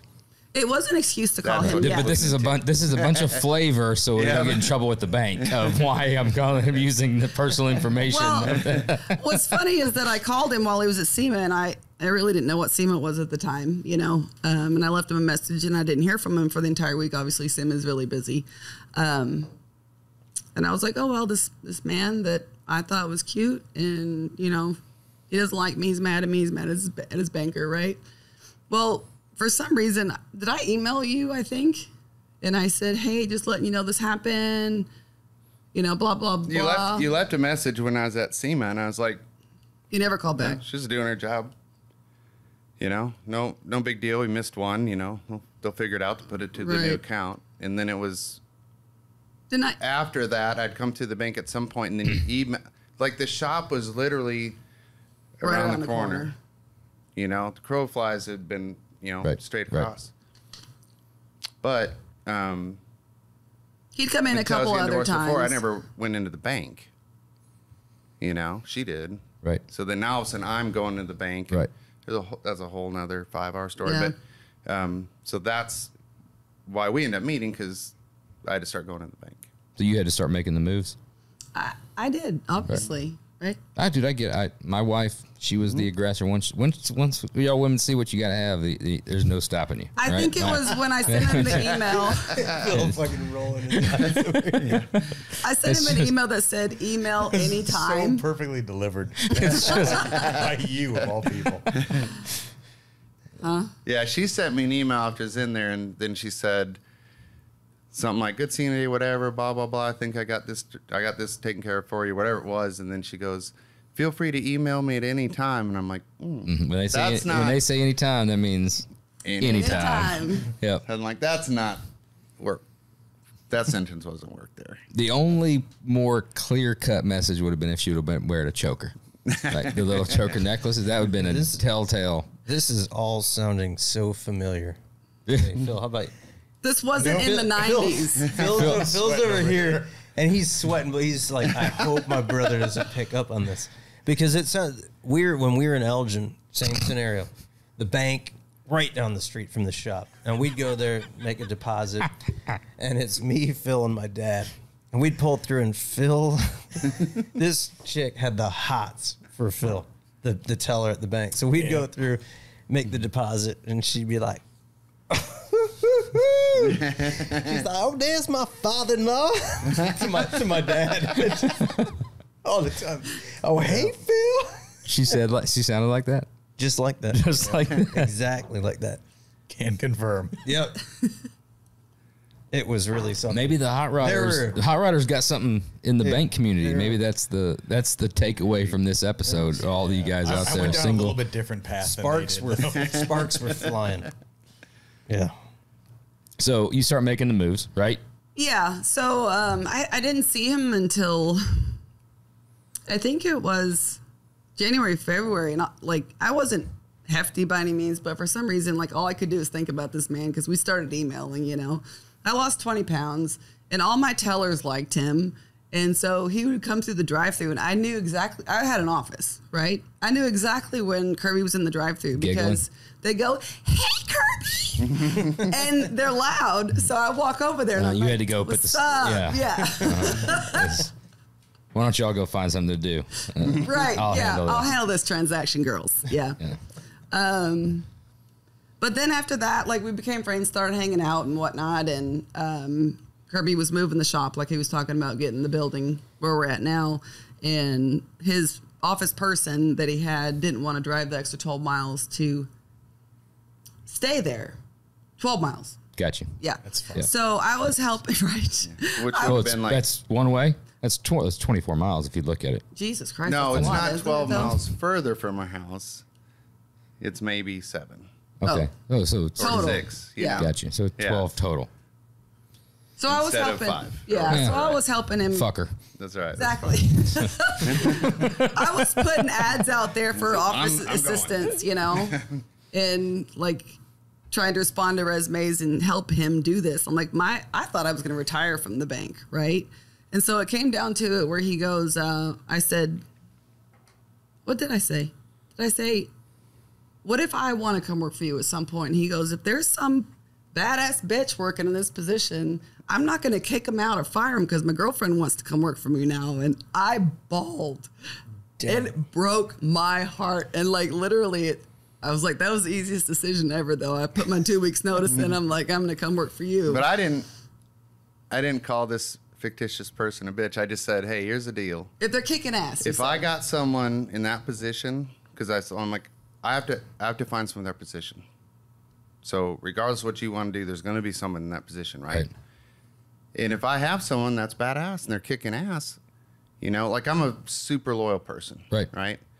So, you know, if you build my engines, you build my engines. I don't care if this guy says, man, I'll do it for less or what. Like, I'm not even talking to you. We can be friends, but unless this guy really, you know, Unless he gives you a reason not to, you stay with I'm him. not going anywhere else. And I don't want to waste time, you know, chasing rainbows. So I just said, if you, you know, I'm not going to just fire someone because now my girlfriend wants to come work there. Well, that's a clever way of telling her to shit or get off the pot, too. Right. It's like, I mean, and, you know, I'm not running a hobby. So we're driving the street the shop is on is a horseshoe, you know? And Oh, so yeah, we took we're your riding in her car, drive. so that's she's a going straight, that's straight, and and then round on one end. Yeah. For the listeners at home. For the listeners at home, picture it like a horseshoe. she's like, well, what if it's the wrong decision and I don't know what to do? And she starts crying and everything. And I'm like, do what you want. It's a leap of faith. I can't guarantee you this deal works. I don't know. You know, and we weren't dating, what, a couple months? You know, but like, what's And the that's worst? You do something else. That's when you roll the window down, toss that cigarette, and say, baby, I'm a wild man. I don't know what to tell you. You go, if you're along for the ride, it's going to be a bumpy one. hindsight, he'd have dumped me out of the car. Just kidding. That's a one long drag. Out the window of the Ford Probe. I don't know what to tell you. Well, Jody, it's like this. Why are you talking raspy? I always talk like this. You would never talk like that. Shit. But it's been the best decision I ever made, you know, because like working at the bank, let's say there's 15 people that work at the branch, and if you want the Friday before Memorial Day on a Monday off, you have to go down the totem pole. Right. You know, like, oh, I'm number 7 to ask this day off, and like, you know, 10 of us need to work. I couldn't get it. It But is. I mean, I can appreciate the stableness and the career and all that kind of stuff, but when the most excitement that could happen is like hoping somebody robs the place. Like, Dude, I was just going to say, it's funny you bring that up because, like, I'm not like a criminal. I've never done anything like wildly illegal amount, but every time I go into the it's bank, like wildly. It's very broad. anytime I go, different levels. Anytime you got to go into the bank, you're looking around, I'm like, man, Wonder if it's I wonder what it'd be today? like to rob this motherfucker. I could. Oh, you go. Oh, I don't ever go there. I'm like always hoping somebody tries to rob it so I could stop Yeah, it. no, exactly. Yeah, right. That's what I was. But you're telling me you guys go to the bank at the same time. You're Also telling me hold you your don't ever hands. look That's around. right. You're like, you're It kind of could like happen. looking at the security system. Not that I would ever do that, but you're like, I you're thinking you're you like, identify the weaknesses. You're like yes, this. exactly. Fuck, look at him. This would be easy. Not that I want to do it, but it could. Now I know that I'm You're at like, a soft target. I'll go to a different like bank. I'm coming over the counter. The dude with the cardigan. That's, Right. That's where I'm going to start. Like I'm going to come over the counter.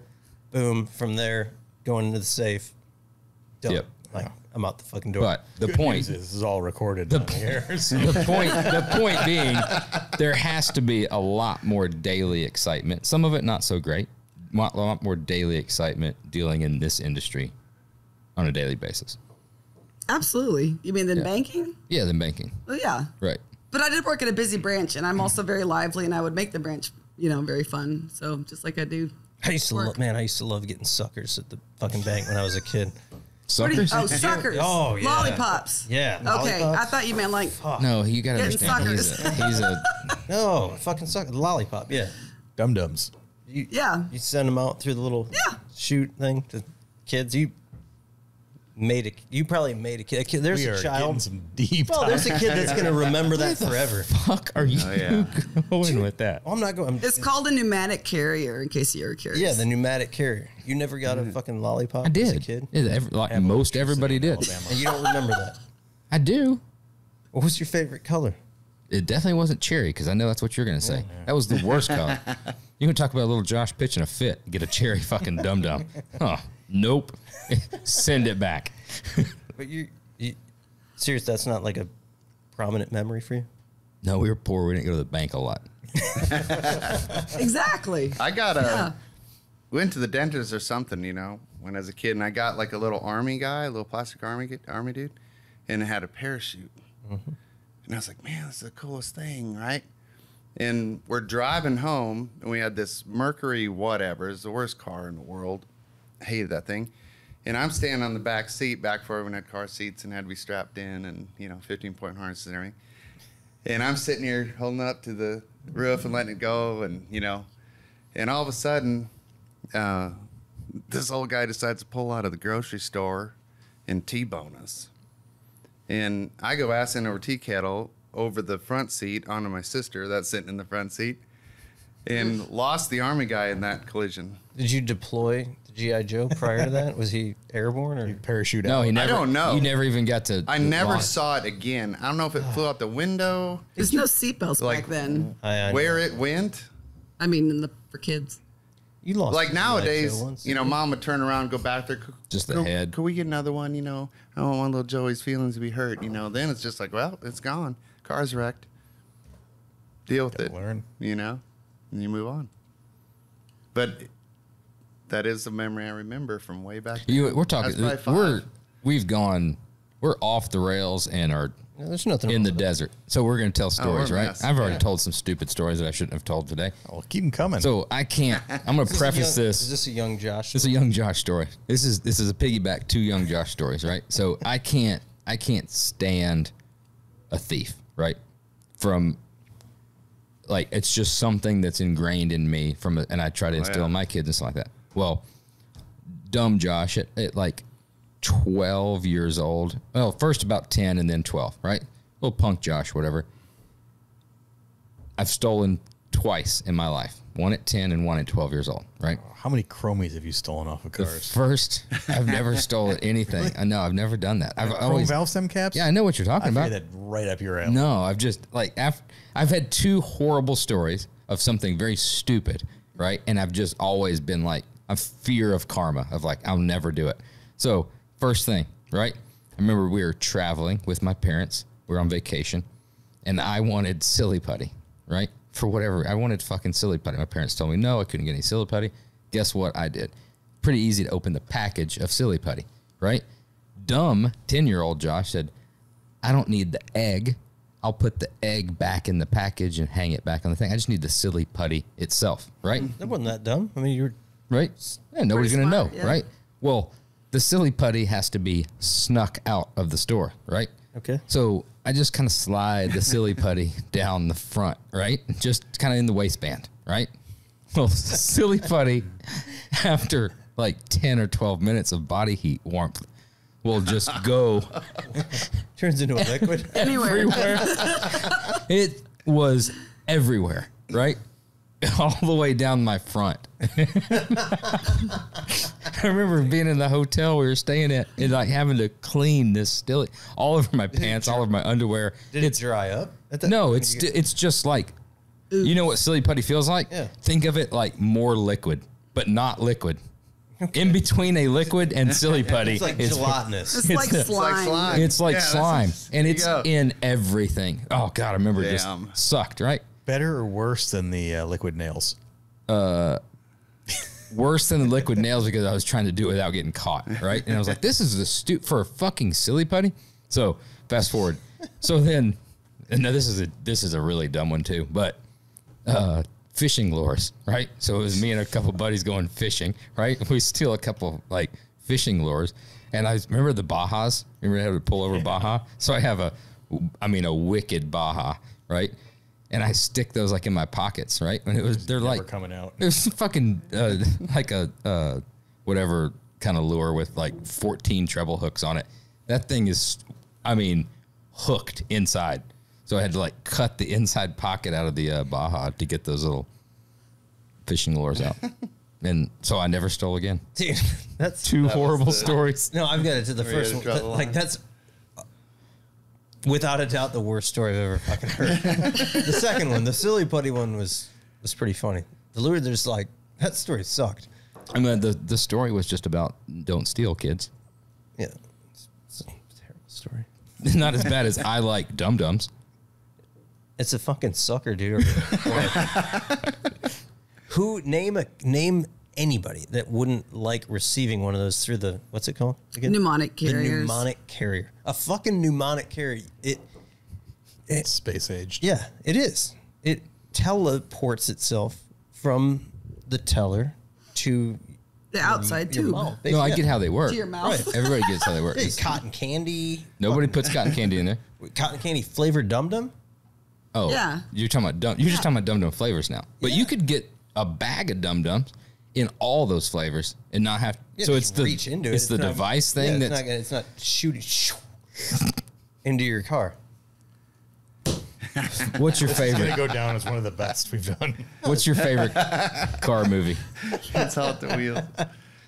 I'd have to say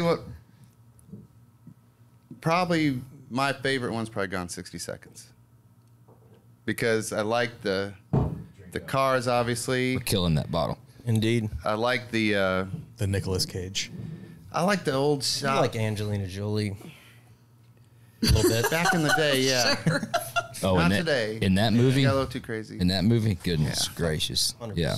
But I like that the old cool shop, that we'd all hate to work in because you couldn't see shit. Right. You couldn't air conditioner or heat it, you know what I mean? But it's a cool thing, and it's a lot of action, and it's not just like new cars or unrealistic cars, so they go sell, there's the Hemi-Cuda and there's the, but I really like that movie. I think it's one of the better good one. ones. What about you? Ford versus Ferrari. That's a great one. Good one. I love that one too. Just because of what I've read, I don't think I was around for all that, but it just seems like that is more true, like more of a I'll biography tell you what, type you've thing, laid it you know? down. You are significantly younger than he is. That's like the third or fourth time you've made that known to the world. I'm way younger, significantly by a lot younger. I'm really How much not. younger? Go ahead, yeah. Josh? You just, I can hold on. Give me just a second and put some dots together.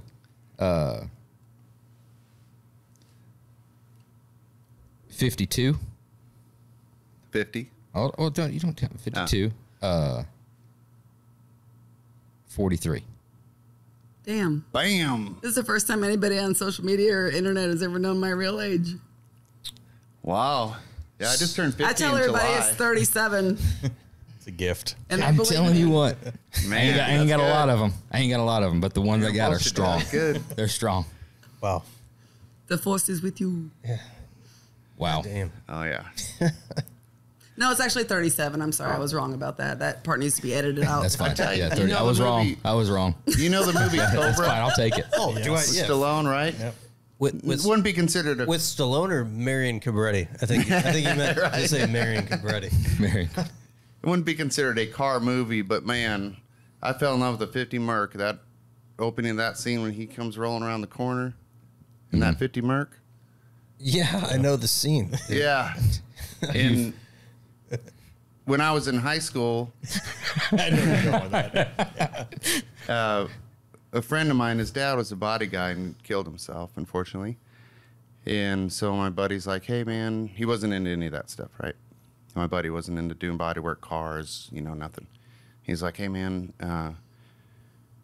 would you be interested in buying some of my dad's tools? And he's got this car and blah, blah, blah, And I'm like, yeah, I'll come over. Of course, you have no money.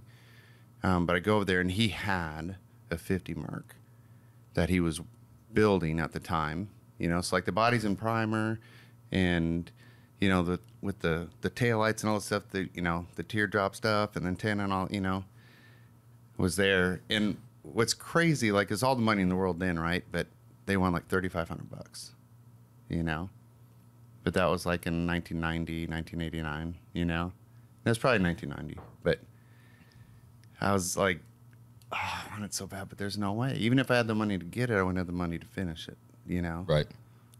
But Dude, that stuck with me from that movie. In that era, I can't tell you how many pairs of those sunglasses I had as a little kid to just look just like Stallone. Oh, yeah. In Cobra.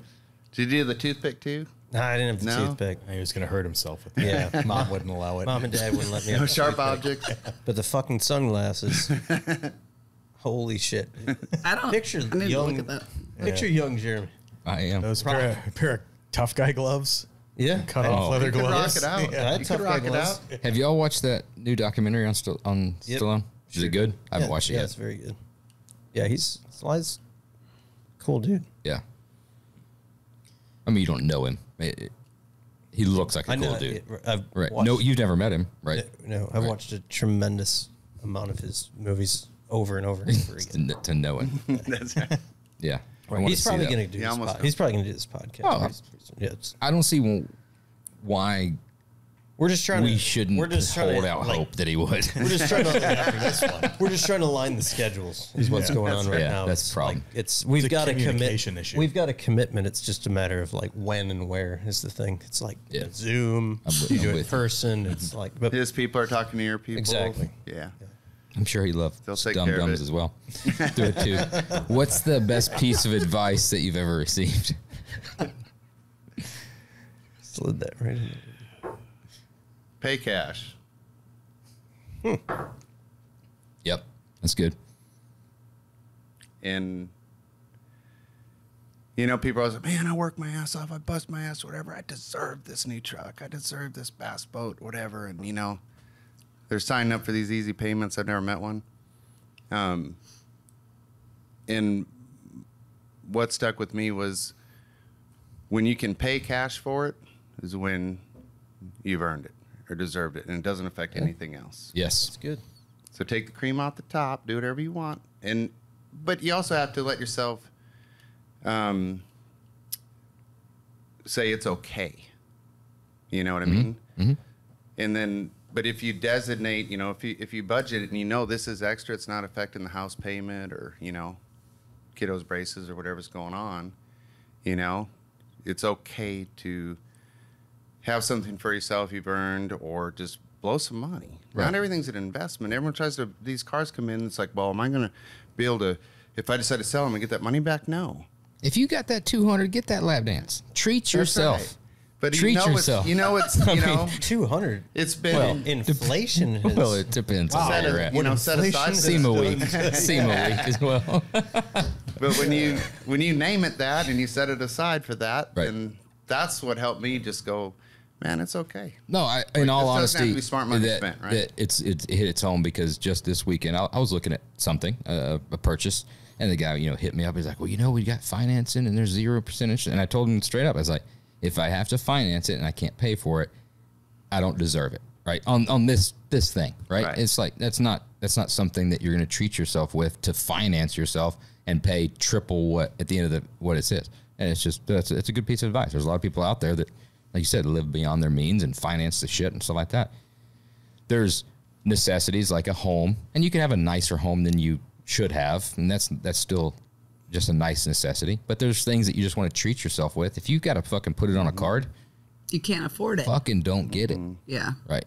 And then, like I say, in the early days when I started out, like I did it all wrong, and that's what I was taught. And, that's what I was told and bought into by, man, you're going to be 18. You got to get a credit card. You got to build your credit up. How are you ever going to get a car? How are you going to, And so when that's what everyone's selling you, because they don't know how it works either, right? It doesn't matter if they're, 40 years older than you or whatever.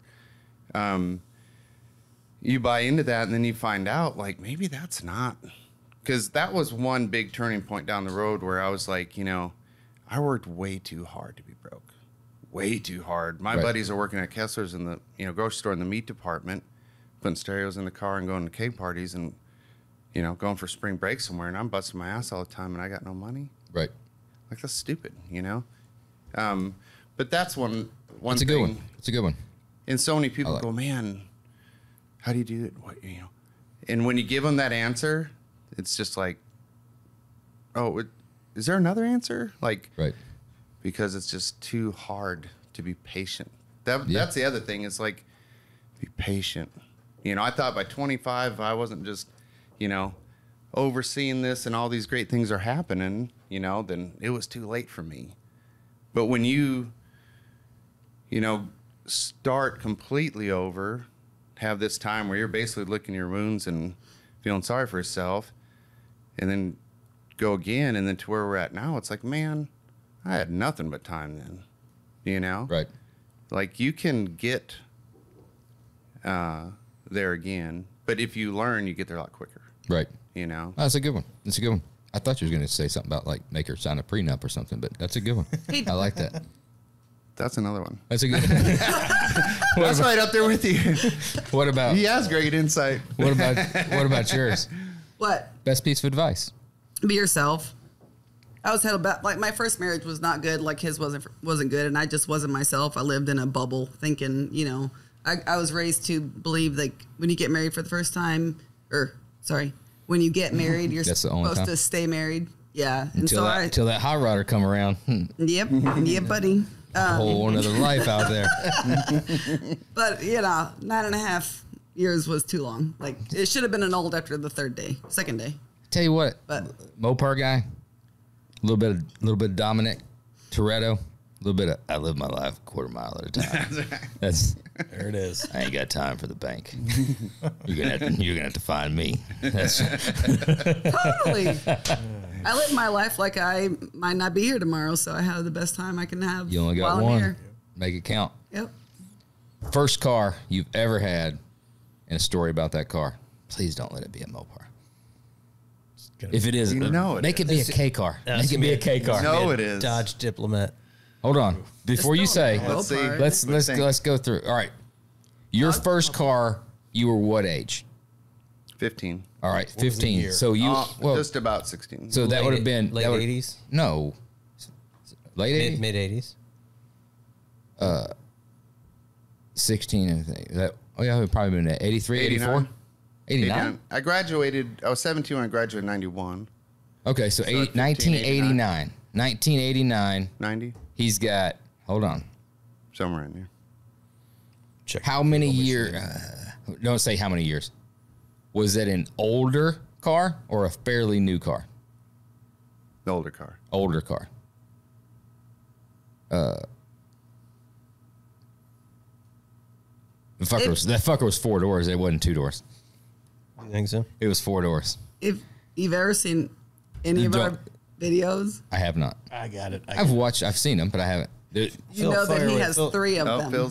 Phil seems Oh, this is coming in. I'm seeing a cop car. I'm seeing. You think cop car? I'm seeing fucking Blues Brothers. I'm going. Kirby's not gay. What's the? I'm going a little pull from the geographic region. It's got to be 4-wheel drive. You think? Yep. I don't think that's right. Mopar. It's going to be a Jeep. That wasn't a Jeep until like 10 years ago, or a Mopar until like 10 years ago, was it? It's gonna be an AMC before, right? Jeep? What kind of Jeep? I'm thinking Jeep pickup truck. Jeep pickup truck. What do you go with? The thing that just hit me, and I'm just visualizing it. It's the Buick Regal, like a late 70s, early 80s. Because I'm seeing the velour seats. I think it's a satellite. It's a satellite, but I think it's a 4-door. Plymouth Satellite. Mm-hmm. Huh. All right. What was it? How'd you revert to that all of a sudden? Yeah. You're on a total different. Yeah, I was starting to lose my faith in you. I know. I your apologize. insight. I was thinking. I was telling But cop car. you're redeeming yourself. Yeah. Right. 65 satellite 2-door. What is with you tonight? He has 3 of them. He's been reading my serious? mail. They're in my backyard. You are connected. You're reading my mail. You don't get any mail on your it's 65 gotta come. satellites. It's gotta come. I swear there's been zero research. I don't believe you. I promise. I'm impressed. I didn't say year. I didn't say anything like that. I just it started coming around. It's a gift. What was the Blues Brothers cop car? It was a Mopar. Valiant? No. I don't know. I thought it was a satellite. Those were just like cars. And some people are listening. They're going to say I'm Could be stupid. Satellite, Fury, Belvedere. Right. I'm telling you, it instantly. turd year. You just had to get there. What's your favorite car? If you had a dream build right now, 70 Super Bird. you were to the core. The diehard the Mopar coolest guys car. love the Super Bard. But forever it wasn't. What's People the were- divide between the Superbird and the Daytona? Who picks the Superbird and who picks the Daytona? My brother picks the Daytona and I pick the Super Bird. And but why? To me, like a 70 Roadrunner, which is what the Superbird's built on, you know? Yeah. Like, I think that's just, I like that body better with the nose and the wing. Okay. And then my brother just likes the Charger body better. Right. You know? But to me, like a 70 Roadrunner is a freaking badass car, you know? But isn't it more badass without the like funny nose and the big spoiler? No. Like No. No. Now I can get down. Like I'm a GTX guy. I like a 67. I like a fucked up C-pillar, like square, like that. I'm down with that kind of Yeah, shit. like the one Alan Johnson built years ago. That black one. Have you seen that? Yeah. That was cool. Yeah. That's the only color for that car. That was a Charger. Yeah. You Yeah, didn't it say was a Charger? No, like a GTX. Like Oh, the GTX? Yeah. Yeah. like Yeah, squared up, where you get like 66 Fury. How is Velvet. Joe Dirt not your favorite movie? It's not enough about the cars, but I do like that, you know.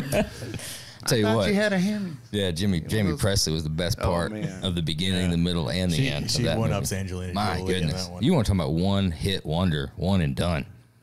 To you, it was Everything you did to your body watching Cobra, I was doing to my body watching Jamie Presley. I was putting sunglasses on. What were you doing? I wasn't putting sunglasses on. That would not be what I was doing. What? Where are you going? You guys want me to leave? No.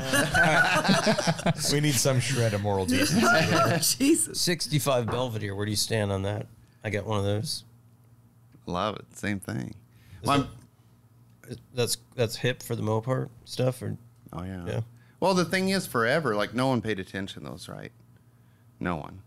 So you go to car show, you go wherever, you never saw that stuff. You know, then Ray Abraham made the, do you see his? yeah. I don't know, 8 years ago, where it was, it's been a while ago. Troy did that twin turbo behind the rear wheels. It was a That was a Belvedere, wasn't it? 66, maybe? Like the 66, it starts Yeah. to square up more. That's like the Tommy Boy car. And now I just think, Your head has a What'd you do? your head has a hard candy shell. but now I think that kind of stuff is getting more popular because you don't see it all the time, or it's not, you know. Right. I got wore out on like 68 Camaro because every single poster for every car show anywhere was a 68 Camaro. Yeah. You know, If you had to Camaro, pick Blue a Mustang, right? Camaro year, 67, 68, or 69, what would be your favorite Camaro year? 67. Good grief. He's a Mopar guy. Telling you what, What's yours? it wouldn't be it's a 69. It's a I would have that's- picked that too. Yeah, it's a the only 69. But see, I take the 70 fastback over the 69 fastback. Well, it's a different. You But I think- you raise a decent point. A 70's a good looking car. I also like, if we're talking fastbacks, which wasn't an option you presented, but a 65, because you just don't see them as much as Mustang? you see a 6970, a fastback. Yeah. You know, 64 and a half, 65. Tell you right? what you don't ever see is this fucking 65 Camaro. You cannot find Aren't they one ugly? for nothing. I've tried.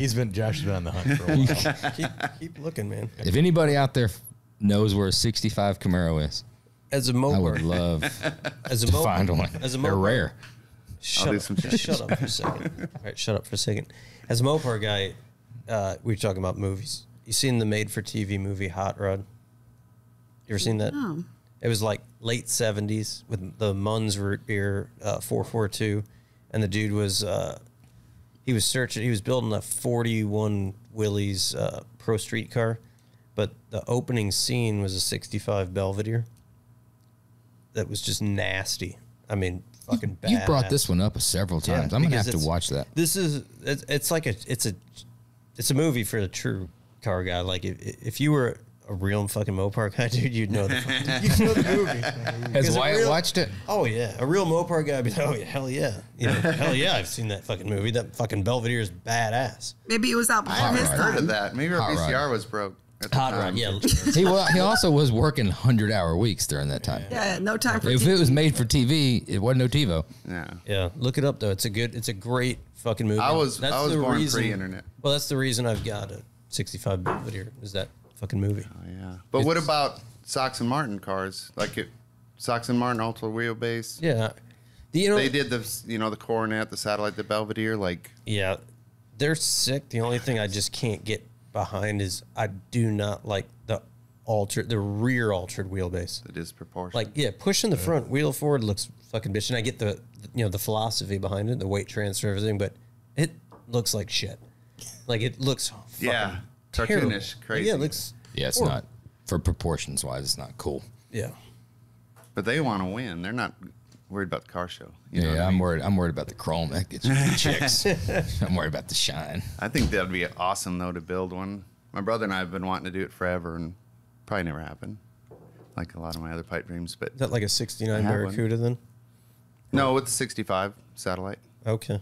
That'd be cool. I went to a guy's shop one time. My brother had this 426 Hemi built We got to finish that. in Denver. Went out So there. close. The guy that built it was a retired pilot, but him and his buddy, the only engine they ever messed with was a 426 Hemi, right? And the one guy worked across the street from a dealership, and just like on his lunch break and for things to do, he would walk across the street and just like buy Hemi parts and hang them up in his attic or his garage or whatever, That's right? pretty cool. Yeah, so he had like all these. He didn't like people going out to his house, but because of the whole with my brother having his buddy, building this engine and everything. He said, "Yeah, those guys can come out." And so he had all these NOS parts in the package, whatever, because he just was like a collector over all the years. We didn't get to go in all of his buildings, but what was really cool is we walk in this one building, and as soon as we walk in, they're building an altered wheelbase with a 65 Satellite. It's on jack stands there. They had already moved the wheels forward, and all that.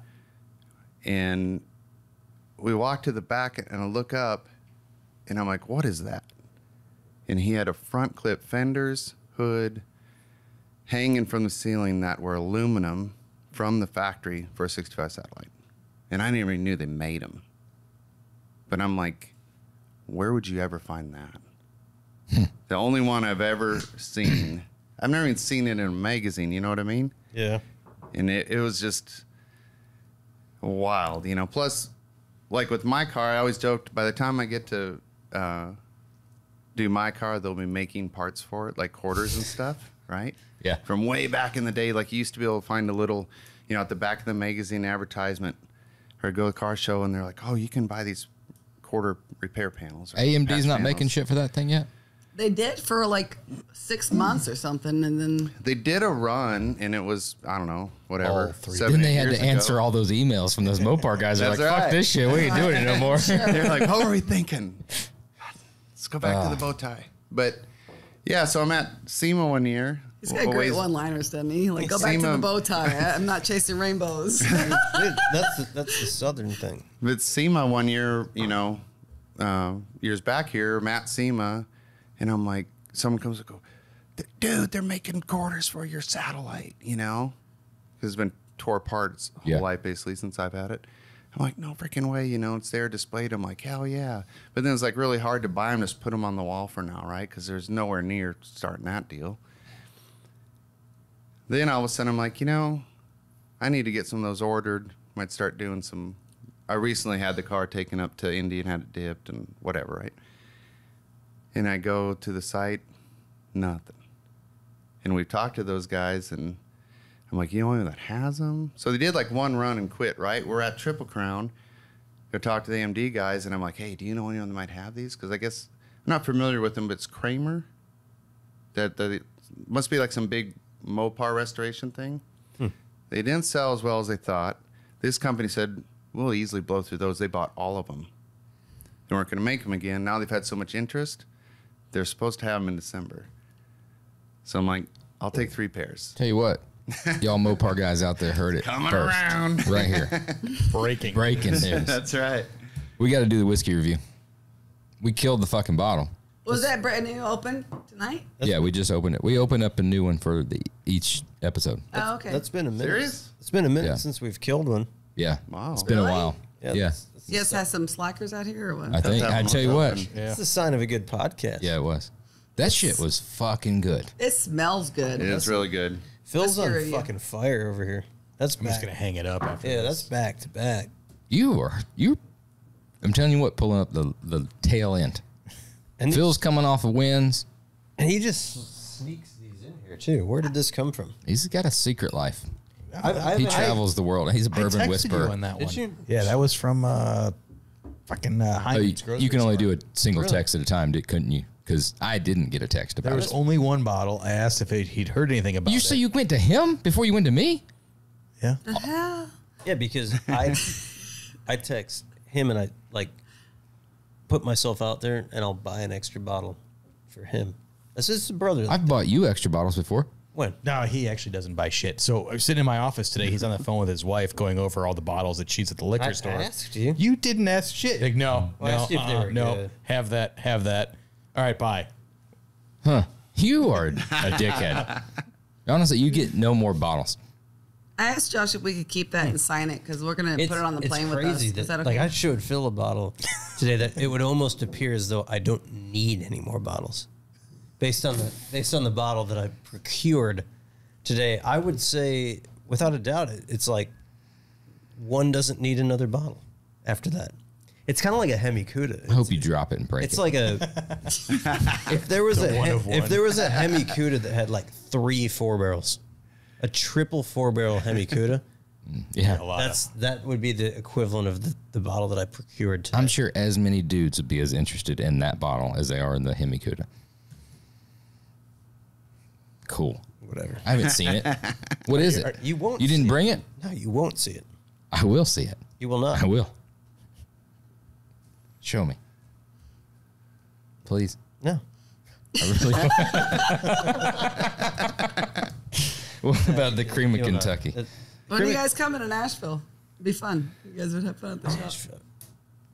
Triple Crown next When do we year. get down there next? Triple Crown next We're- year. We'll be how at Triple far- Crown. How far? For sure we'll be at Triple Crown. How far outside of downtown Nashville are you guys? 12 miles. Okay. How far from the Florida Georgia line store? North I have from no the idea. from the North? football stadium. Florida Georgia Line Store Yeah, it's Josh's favorite. in band. Nashville. It's. Yeah. Oh, I have no idea. I've never been there. It's probably brand new. You don't go to downtown. You Oh don't my go down God, to, you No. did bring it up, didn't Broadway. you? No. Why would you? I don't I know. live Is that there. not a thing? If you live in or No, around, locals don't go downtown. No. you don't go downtown. Where do you go? Like where does Our house. know and where- My house is fun. your house is from? Yeah. Yeah. We Well, like hanging out if there. we come down to Nashville, then we're coming to your house. was Hell that yeah. Hell yeah. Come. I used to go And to. when we That's the come, fun We'll do a thing. podcast from there for we our had first podcast. How's Shit. that? we will do a podcast from there, and let's have some fucking Smoking thighs. Let's have You like smoking thighs? Smoking thighs is good. Yeah. We know the owner. Really? Our buddy. That place Yeah. is amazing. Smoking thighs is good. I have It's the delicious. smoker rolling usually all weekend Yeah. long.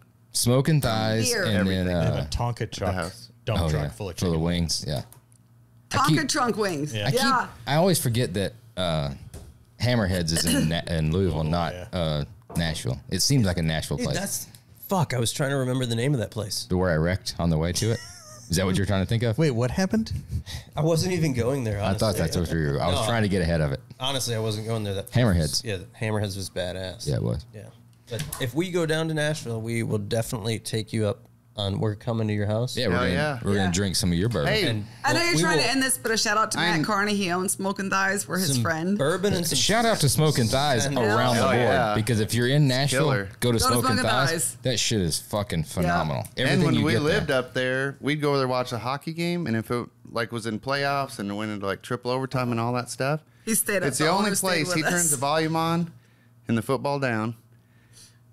And then he'll lock the door and he leaves it open until the game's over.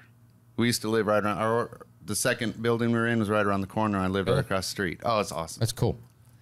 Awesome. It's chicken thighs and moonshine, right? Yeah. They had, Where the they had fuck was moonshine. I when you guys were indulging in this? I don't know, probably doing other things. Whatever. Such as? Are you I said other things. I'm assuming it's Phil. That's the Florida. Is it Florida Georgia line or Georgia Florida line? What's it called? It's Josh's. Yeah, Josh, which one is it? Is it Georgia? That's his Florida Georgia line. expert. Right. Georgia, Yeah. Florida.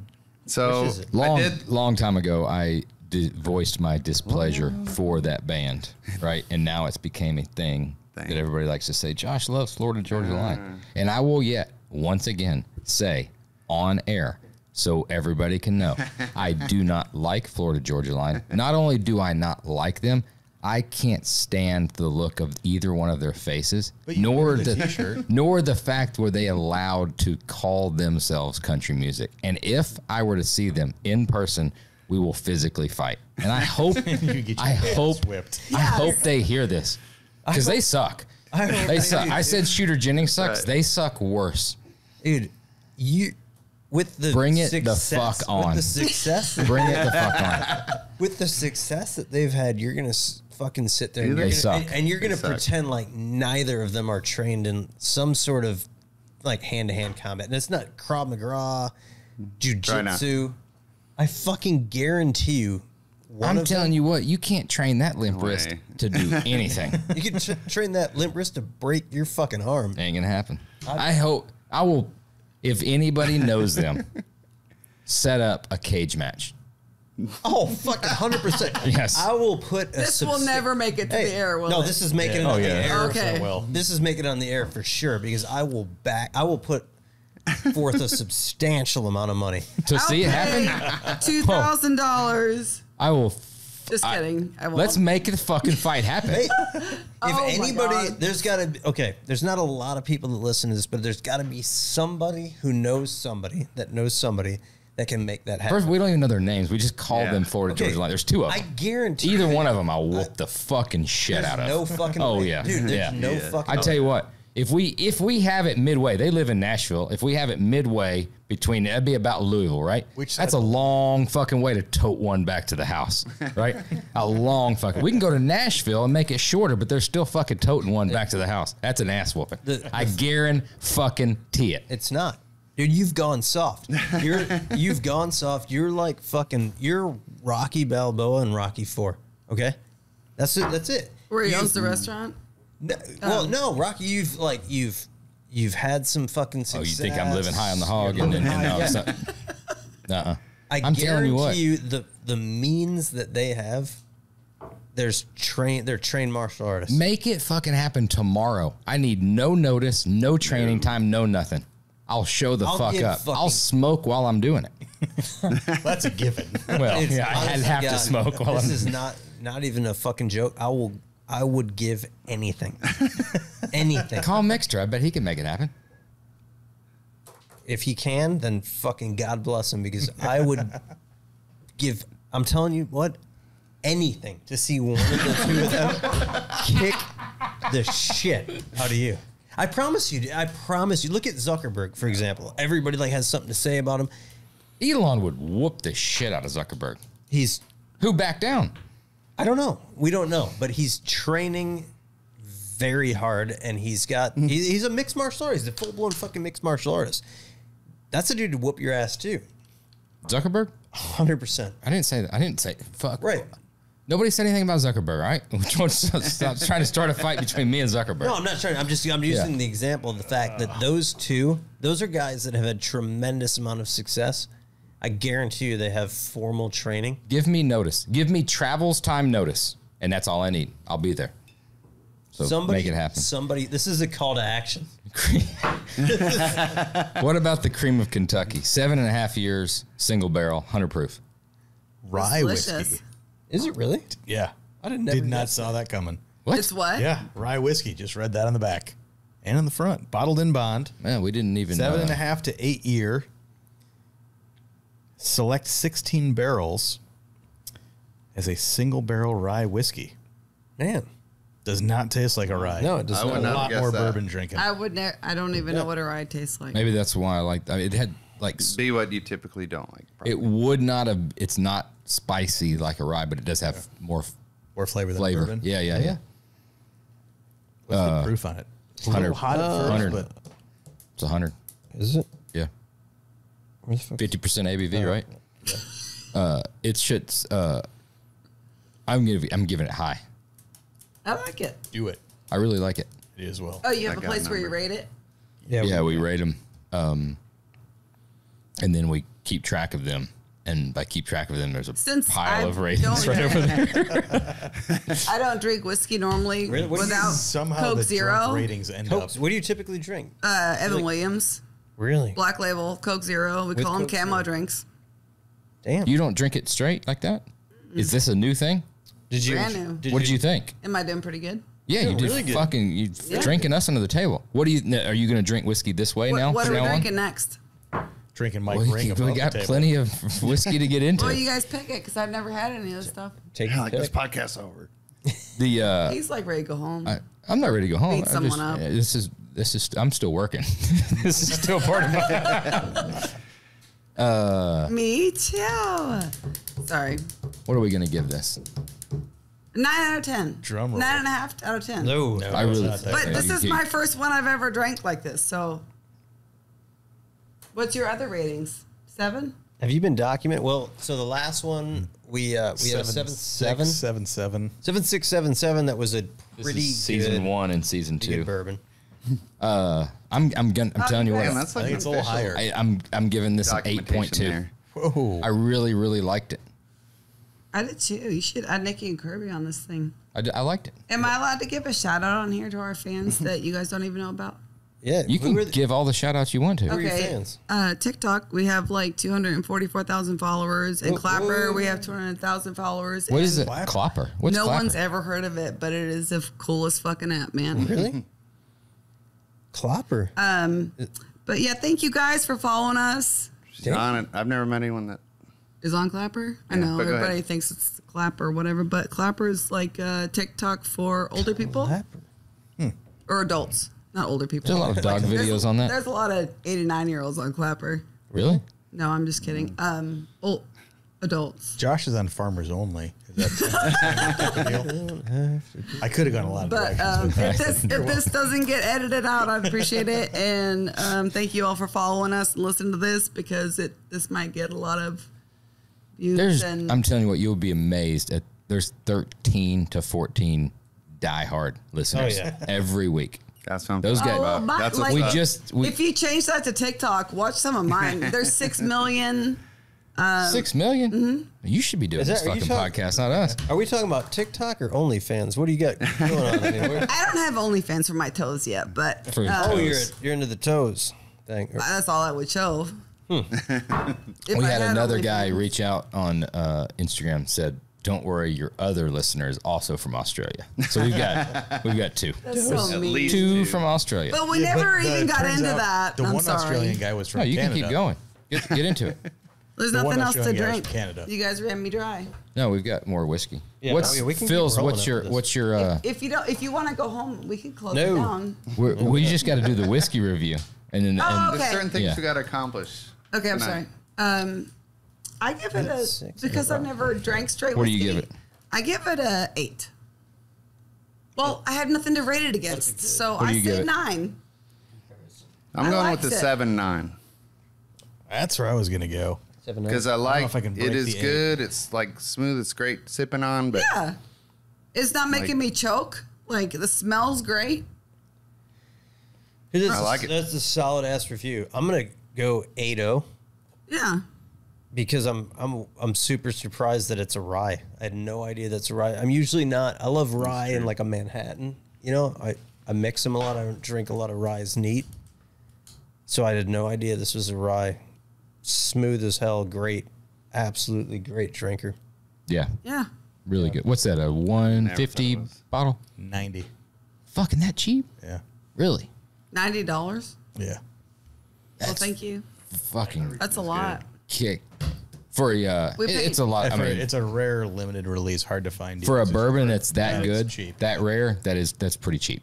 You guys To be able to find it and be able to. said I could keep the bottle right. Oh, the bottle. Yeah, the bottle. Hey, make sure she gets the bottle. I know. right? The last bottle we had signed was at our wedding, so can we get that one signed You tonight can for get that everybody? bottle. Absolutely. Hey, Sharpie? just sign your name, okay? Nothing Just else. your name. No sucker. No obscenities. No drawings. Whatever. That's where I was going with it. Was it doesn't drawings. matter. Gotcha. I work with like 10 dudes. It's fine. So you've seen the Sharpie Everything. drawings before. Yes. Oh, yeah. They're hanging all over the I shop. think Sharpies are only good They for cut one them thing. out on the plasma table. Like, And let's What do have they? some What do they cut out on the plasma? ding table? dongs. Like wieners? Like wieners. Thanks for listening to Oil and Whiskey. We'll see you again next week.